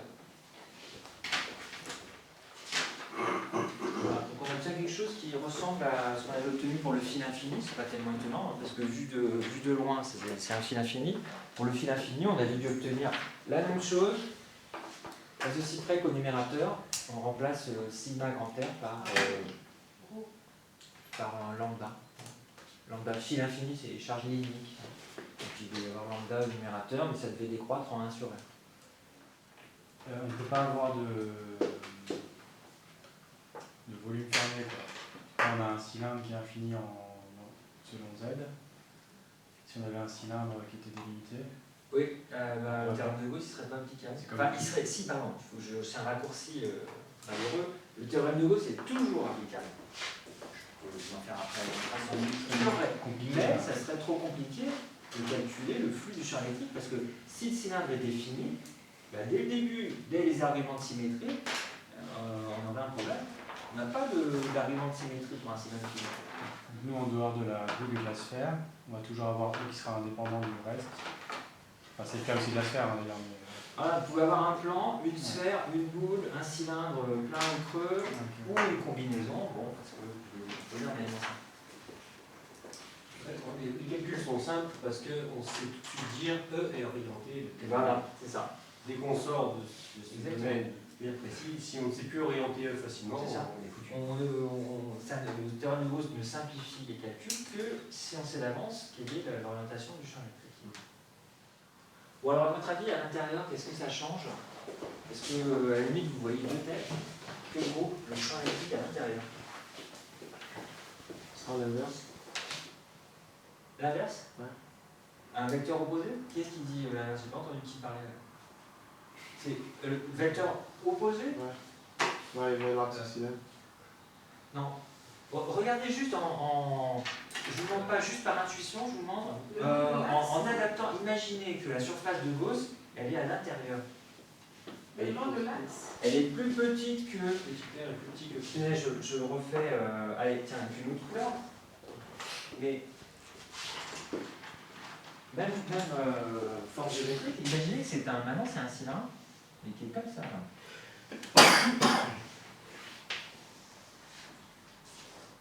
Tout ce qu'on a dit avant sur l'orientation du champ électrique, il reste vrai. C'est-à-dire que le champ électrique, il est ici, il est perpendiculaire. Hein, on sait qu'il est horizontal, le champ électrique. S'il y en a un, il est horizontal. Il est nul en fait. Ouais, pourquoi il est nul? Parce qu'il n'y a aucun élément de la surface enfin du cylindre qui est contenu dans la surface de Gauss. Voilà, il n'y a aucune charge à l'intérieur de cette surface de Gauss. Donc limite là où il y a Donc vous pouvez faire l'expression du flux du champ électrique reste exactement la même. Par contre, ce qui va changer, c'est ça. Il n'y a plus aucune charge à l'intérieur de la nouvelle surface de Gauss. Qu'est-ce qu'on veut faire? Vous répétez, je sais pas. Ouais, je vais l'écrire. Donc c'est la deuxième partie, si vous voulez. Si maintenant on se place à l'intérieur du cylindre, du cylindre chargé. Le cylindre n'est plus creux alors. Non, si, dedans. Si, il est creux, mais on se place à l'intérieur. C'est justement parce qu'il est creux qu'on peut très bien imaginer qu'on se place à l'intérieur. Imaginez, voilà, au lieu de calculer le champ électrique ici, je veux le calculer là. On appelle ça le pointu. Mais On je est suis bien dans à le la- vide. Je suis dans le vide là. Oui. À l'intérieur du cylindre. Oui. Parce que c'est creux. D'accord. Donc on veut le calculer en cube, à l'intérieur du cylindre. En cube. Et bien on aura toujours sur la surface de Gauss jaune, cette fois. Hein, je rédige pas tout parce que c'est exactement le même truc. Hein. C'est le même principe, mais la surface de Gauss, ça devient la surface jaune. Somme de l'extérieur ds, bah, ça nous fait toujours 2pi fois petit r fois h fois e de r. Mais q intérieur. Intérieur, ça veut dire intérieur à la surface de Gauss. Et je vais la remettre en jeu. Voilà. C'est égal à 0. À l'intérieur de cette surface de Gauss, il n'y a pas de charge. Puisqu'on a dit que c'est un cylindre creux. Les charges ne sont portées que là. Sur la surface. Ça continue, à la surface. Voilà. Les charges, ça part à l'infini partout, bien sûr. Et à l'intérieur de la surface jaune, il n'y a rien. Il n'y a pas de charge dans le Il n'y a pas de vide. charge. Il n'y a pas de charge dans le vide. Voilà. C'est ça. Les charges ne sont que sur la surface du cylindre. On peut dire que c'est dans le vide. à l'intérieur. Ah, c'est dans le vide. Il y a des charges que sur la surface du cylindre. Sur le reste, c'est le vide. Donc, voilà, théorème de Gauss. Il dit cette fois, sans trop se fatiguer, 2pi r E est égal à 0. E est égal à 0. Voilà, le champ électrique est nul à l'intérieur du cylindre, partout à l'intérieur. Je comprends par la formule, mais instinctivement je l'aurais pas déduit non plus en fait. Oui, oui, alors, bah, je vous demandais pas de le faire juste à l'intuition, en partant de 0. C'est à partir du théorème de Gauss. Quoi. Ouais, non, du coup j'ai compris ça, mais j'ai du mal à visualiser pourquoi finalement. Pourquoi c'est comme ça? Oui, c'est assez bizarre le théorème de Gauss. Alors, ce que je peux faire, j'essaie de vous expliquer d'où il vient le théorème de Gauss. Alors, sans que vous me disiez peut-être tous les détails de calcul, hein, Schématiser ça avec, si on simplifie à l'extrême, c'est-à-dire en prenant vraiment que notre. On garde le Q, et en fait, on simplifie à deux charges uniques de part et d'autre de Q. ouais, mais ce qui Et est donc évident, l'influence de ces deux charges, ouais, c'est bon, ce qui est pas du tout évident, c'est que un plan unique. En vous fait. êtes d'accord que là, par exemple, ce point Q, il est plus proche des charges qui sont là que des charges qui sont là. Comme c'est un Donc cylindre, on elles pourrait sont dire, collées. oui, mais ça simplifie pas cette histoire. Mathématiquement, comment on pourrait dire sur la formule de pi RH Ouais. R. Donc, on peut dire qu'il n'y a pas de surface matérielle. C'est pour ça que la Ah Q1 est égale à 0, c'est dans le vide. Oui. Des charges, c'est dans le vide. Donc, c'est sur une surface matérielle. Donc, c'est pas possible. Ça ne peut pas être égal à Attends, il y a deux choses différentes. Hein. Quand on écrit ça, on Moi, va je pas parle dire. de Q. Oui. Q intérieur, c'est quoi? C'est Pardon. la quantité totale de charge électrique que vous avez à l'intérieur de la surface de Gauss. Puisque la surface de Gauss, on vient de la tracer à l'intérieur du cylindre creux, à l'intérieur du cylindre creux, il n'y a que du creux. Il n'y a pas de charge. Donc il est clair que l'intérieur est égal à 0. Voilà. Mais n'empêche que si on essaie on oublie un instant le théorème de Gauss, on se demande pourquoi c'est comme ça, a priori ça peut sembler surprenant, parce que je disais, le point Q qui est là, il est plus proche des charges électriques de la surface de droite que des charges électriques de la surface qui est en face. D'accord? Donc en raisonnant directement sur le dessin, comme ça, on ne voit pas tout de suite pourquoi c'est comme ça. Bon. Alors, si vous voulez avoir une idée de l'origine du théorème de Gauss, hein, parce que c'est un résultat assez surprenant, je vous donne une idée. Hein, donc en remarque, démonstration du théorème de Gauss. Le Q, peu importe à l'intérieur de notre tube, on est à 0 dans le champ. Le champ électrique est Le nul. champ électrique est nul Partout à l'intérieur. Oui, partout, parce que je Je fais fais n'importe n'importe quoi quoi. comme point Q. Ok. Démonstration du théorème de Gauss. Alors en principe, c'est mieux si vous savez ce que c'est qu'un angle solide. Alors je vous donne quand même une idée. Qu'est-ce que c'est qu'un angle dans le fond? Un angle dans le plan, déjà. Ce que vous connaissez. Pour le définir cet angle, voilà, je prends voilà, un point O, origine, et une façon de définir un angle, l'angle θ, par exemple exprimé en radian, c'est de dire, voilà, je trace une sphère de rayon R, voilà, j'ai le même R ici et là, et ce que je fais, c'est que je divise la longueur qui est là, je l'appelle, je sais pas moi, petit l, je la divise par R. Ben, qu'est-ce que ça fait? Petit l sur R.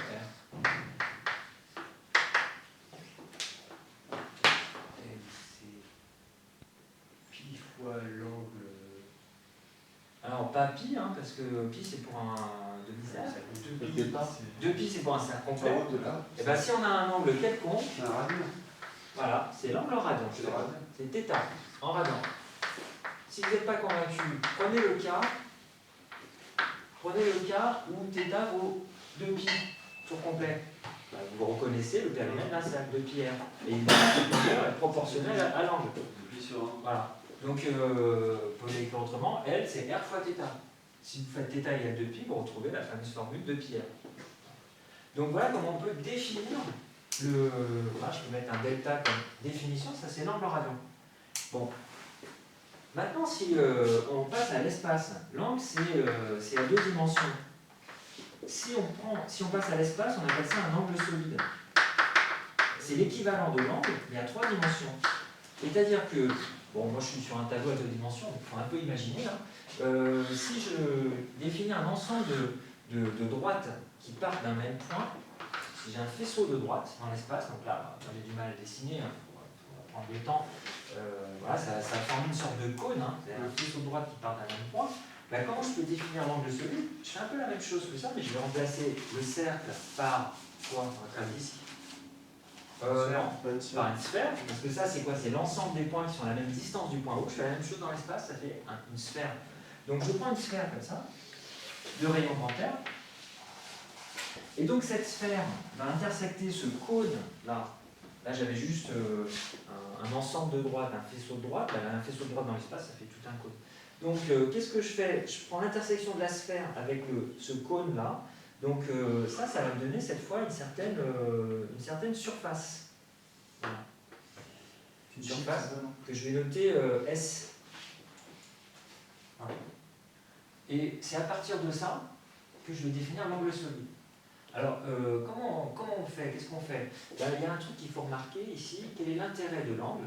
D'abord, l'intérêt de l'angle, c'est que si je prends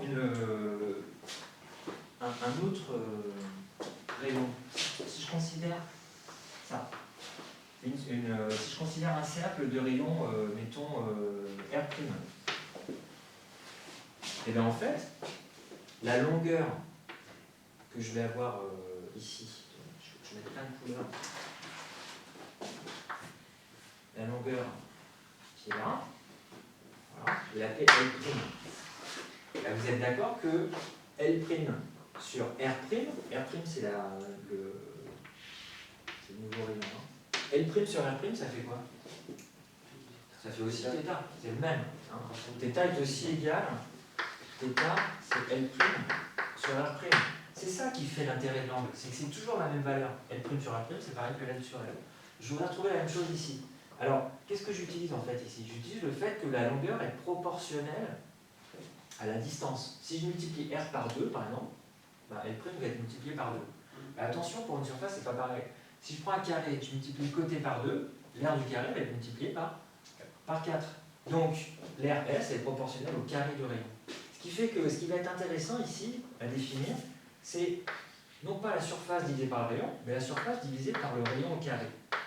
C'est ça qui va rester constant. Et c'est ça qu'on appelle l'angle solide. Donc, par définition, voilà, un angle solide, c'est l'équivalent de l'angle à 2 dimensions, l'angle qui était défini à 2 dimensions, généralisé à 3 dimensions, en parlant d'angle solide comme ça. C'est la surface divisée par le rayon au carré. Si je prends une autre sphère hein, de rayon plus grand, j'aurai une surface S' ici, j'aurai un rayon R' là, et bien on aurait en fait, puisque la surface est proportionnelle au carré du rayon, on aurait encore ceci est égal à S' sur R' carré. Voilà. C'est ça qui fait l'intérêt de la définition de l'angle solide. Un angle solide, c'est oméga. Vous l'avez bien expliqué, là, monsieur. Ah, merci. Franchement. Bon. Vous l'aviez déjà fait un petit peu? Non.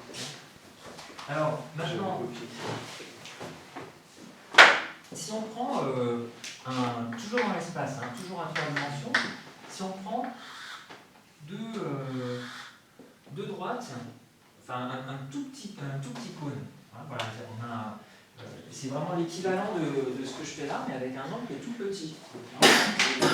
Imaginez que voilà, vous avez une surface comme ça, un peu biscornue.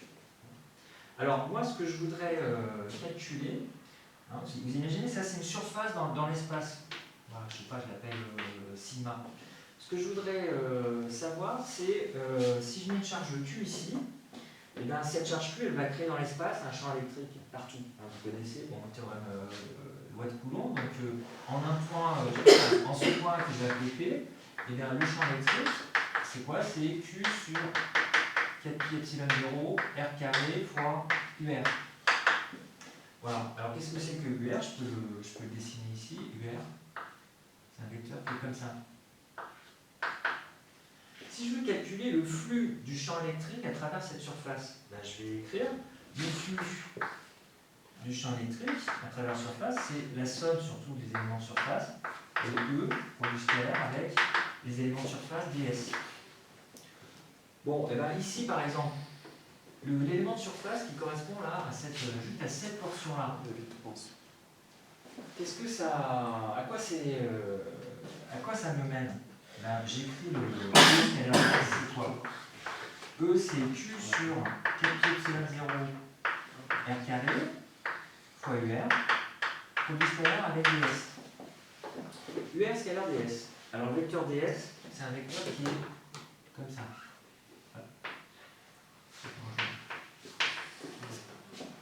Voilà. Pour du scalaire, il fait intervenir ce petit angle-là. Et bien cet angle-là, c'est le même que celui qui est là. Je vais dessiner un petit truc là. Alors comme c'est pas facile à voir, je fais un zoom sur ce qui est là. Je le fais ici parce que vous ne voyez rien. J'ai un petit élément de surface comme ça. J'ai les deux lignes qui viennent de Q. Elles ont l'air quasiment parallèles parce que je prends un tout petit morceau. J'ai le point P là, qui est là. Voilà. J'ai ds qui part comme ça.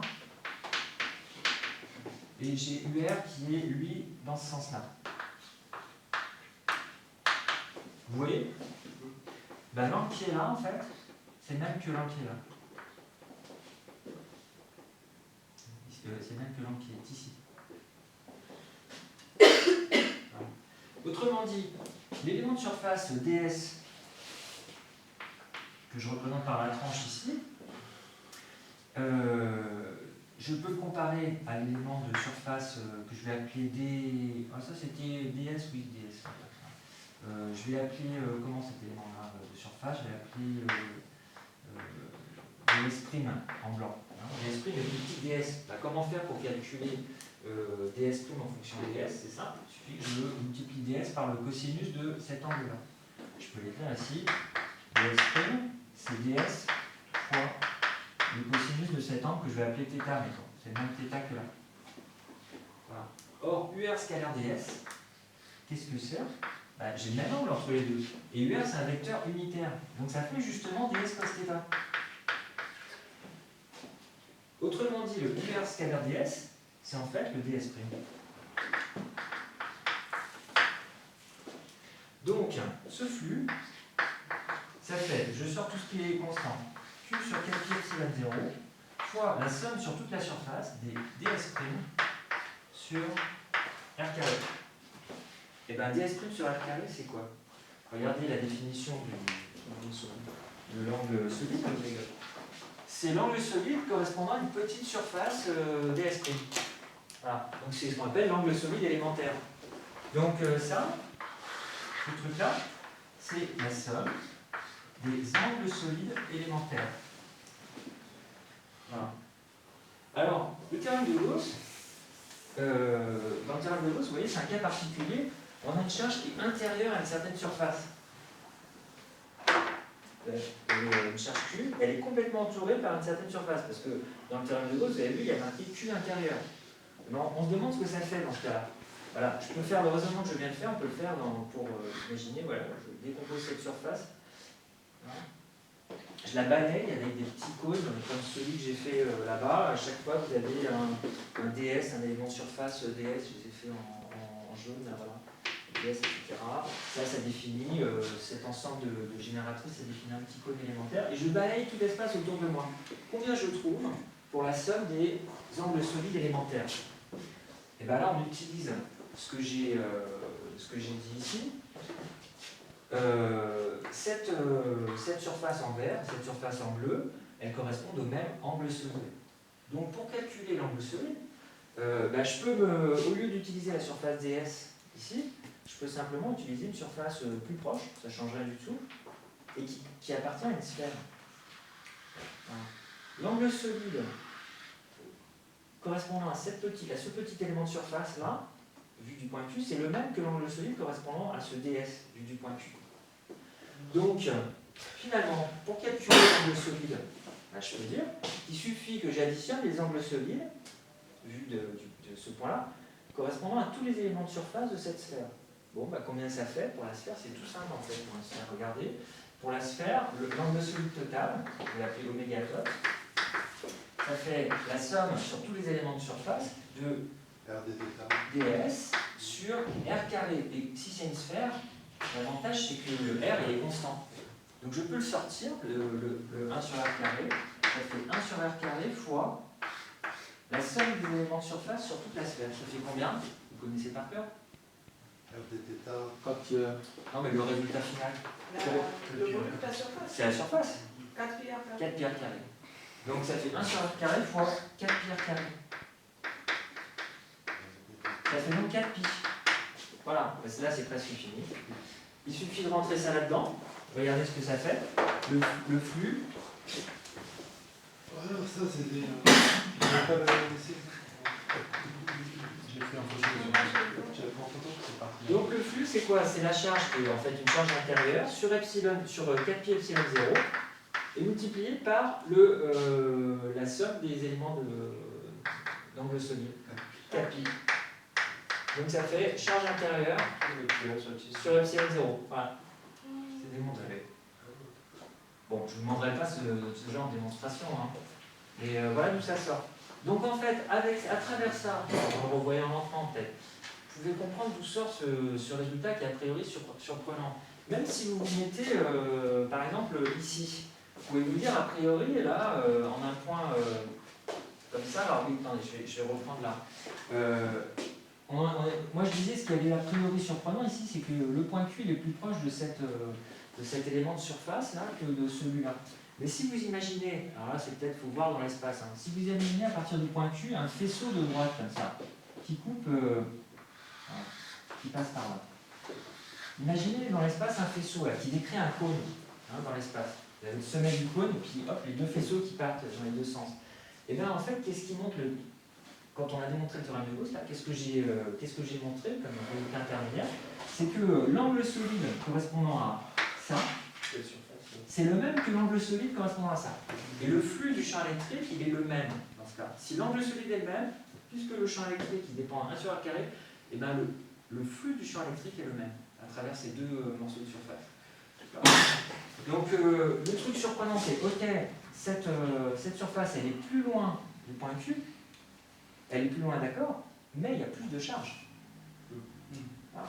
Et en quelle proportion? En proportion qui dépend de la distance au carré. Voilà. Parce qu'une surface est proportionnelle à la distance au carré. C'est l'application de l'angle solide. Voilà. Bon, je suis allé un petit peu vite parce qu'il n'y en a pas besoin. Je vais pas vous demander de contraintes. Voilà l'origine du truc. Ouais, super. Par contre, comment on peut démontrer mathématiquement que la charge à l'intérieur de la surface de Gauss qui est à l'intérieur du cylindre annulée mathématiquement? Alors, vous parlez de ça ici, là? Non, la partie, le cylindre qui est en jaune. Alors, là, si on revient au problème, là, Ah oui. c'est plus la démonstration Oui, de théorème oui, de Gauss, hein. oui. Si on revient à ce problème, ici, je vous rappelle que sur la surface jaune, là, c'est une surface de Gauss, c'est-à-dire une surface qui est mathématique. Il n'y a rien sur cette surface. Parce qu'on est à l'intérieur, d'un cylindre chargé. D'accord? Donc il n'y a pas de charge au point Q. Oui, c'est dans le vide. Alors après, bon, la suite logique d'un cours comme ça serait l'électromagnétisme dans la matière. Alors, voilà, dans un matériau. Ça aussi, ça a des applications. C'est plus proche de la réalité. Bon, alors on montre que, heureusement, ce qu'on fait là, ça sert aussi dans la matière, parce qu'il suffit de remplacer, en gros, vous voyez, par exemple, partout il y a 1 sur epsilon 0, vous voyez, epsilon 0. Bah, dans la matière, en gros, on va remplacer epsilon 0 par un epsilon, qui est noté souvent epsilon 0 fois epsilon r. Voilà. Et on se ramène aux équations qu'on manipule ici. Ce qu'ils appellent la permissibilité. La permittivité Voilà, relative. Hein, si vous êtes dans l'eau, il suffit de remplacer epsilon r ou 80 dans l'eau. Donc vous multipliez ici, au lieu du epsilon 0, vous multipliez par 80 et vous pouvez refaire les calculs. Ouais, c'est ça. Donc c'est pas tout perdu.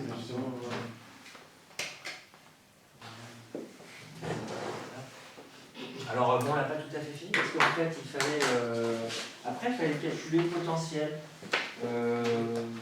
Mais c'est le même raisonnement que ce qu'on a fait pour le. Pourquoi déjà on a fait pour la sphère là juste avant? Ouais, ou la boule. Les deux. C'est exactement la même chose. C'est-à-dire que vous écrivez, ça sera d'ailleurs exactement la même équation. Hein. Je vous dis rapidement l'équation. Vous écrivez E égale moins gradient de V. On met en coordonnées cylindriques, bah, cette indépendance suivant Z, suivant θ. Vous aurez encore E égale moins gradient V sur V1R. C'est pour la suite du même exercice. Donc à votre avis, le champ électrique à l'intérieur, il vaut... Ouais, d'ailleurs, le champ électrique c'est fait. Le potentiel électrique à l'intérieur, qu'est-ce qu'on peut en dire? Regardez ça. Le champ électrique à l'intérieur, il vaut quoi? Qu'est-ce qu'on a dit? Il est nul à l'intérieur. Il est nul à l'intérieur. Donc le potentiel électrique, il est comment? Il est constant. Il est constant. Alors, nul, non, pas forcément. Ça dépend de... C'est un choix arbitraire. En tout cas, il est constant. Voilà. V égale constante à l'intérieur. Voilà. Après, quelle constante? C'est l'énoncé qui dit on prend V égale à 0 sur l'axe. Donc d'accord, V égale à 0. Parce que c'est l'énoncé qui a dit sur l'axe de symétrie, on prend V égale à 0. Voilà. Après, ben, le potentiel électrique, je vous ai dit, il est continu ici, parce que c'est juste une surface chargée. Donc sur la surface, c'est continu, le potentiel électrique. Donc le champ électrique, il doit être nul juste au bord. Voilà. Ici, le V, il doit être égal à 0. Il est aussi égal à 0 sur l'axe. Et à partir de là, qu'est-ce qu'il faut faire? Il faut aller reprendre le résultat qu'on a obtenu là. Quel est le... Moi, je l'ai effacé. Mais tout à l'heure, j'ai écrit E égale, je sais pas quoi. À l'extérieur, c'était ça diminuait en 1 sur R. C'était quoi? C'était rho. C'était sigma grand R sur petit r au départ. Epsilon 0. Epsilon 0 petit r. Ouais. Voilà. Et bien vous n'avez plus qu'à dire que ça doit être à l'extérieur, ça doit être la dérivée, au signe près, de V. C'est-à-dire, vous dites, d rond V sur d rond R, allez, on a quasiment fini là, regardez, d rond V sur d rond R, à l'extérieur, Ça fait un peu brouillon, mais voilà. C'est comme dans les 5 dernières minutes d'un devoir, on se dépêche. Dérobé sur dérouleur égale ça, égale moins ça.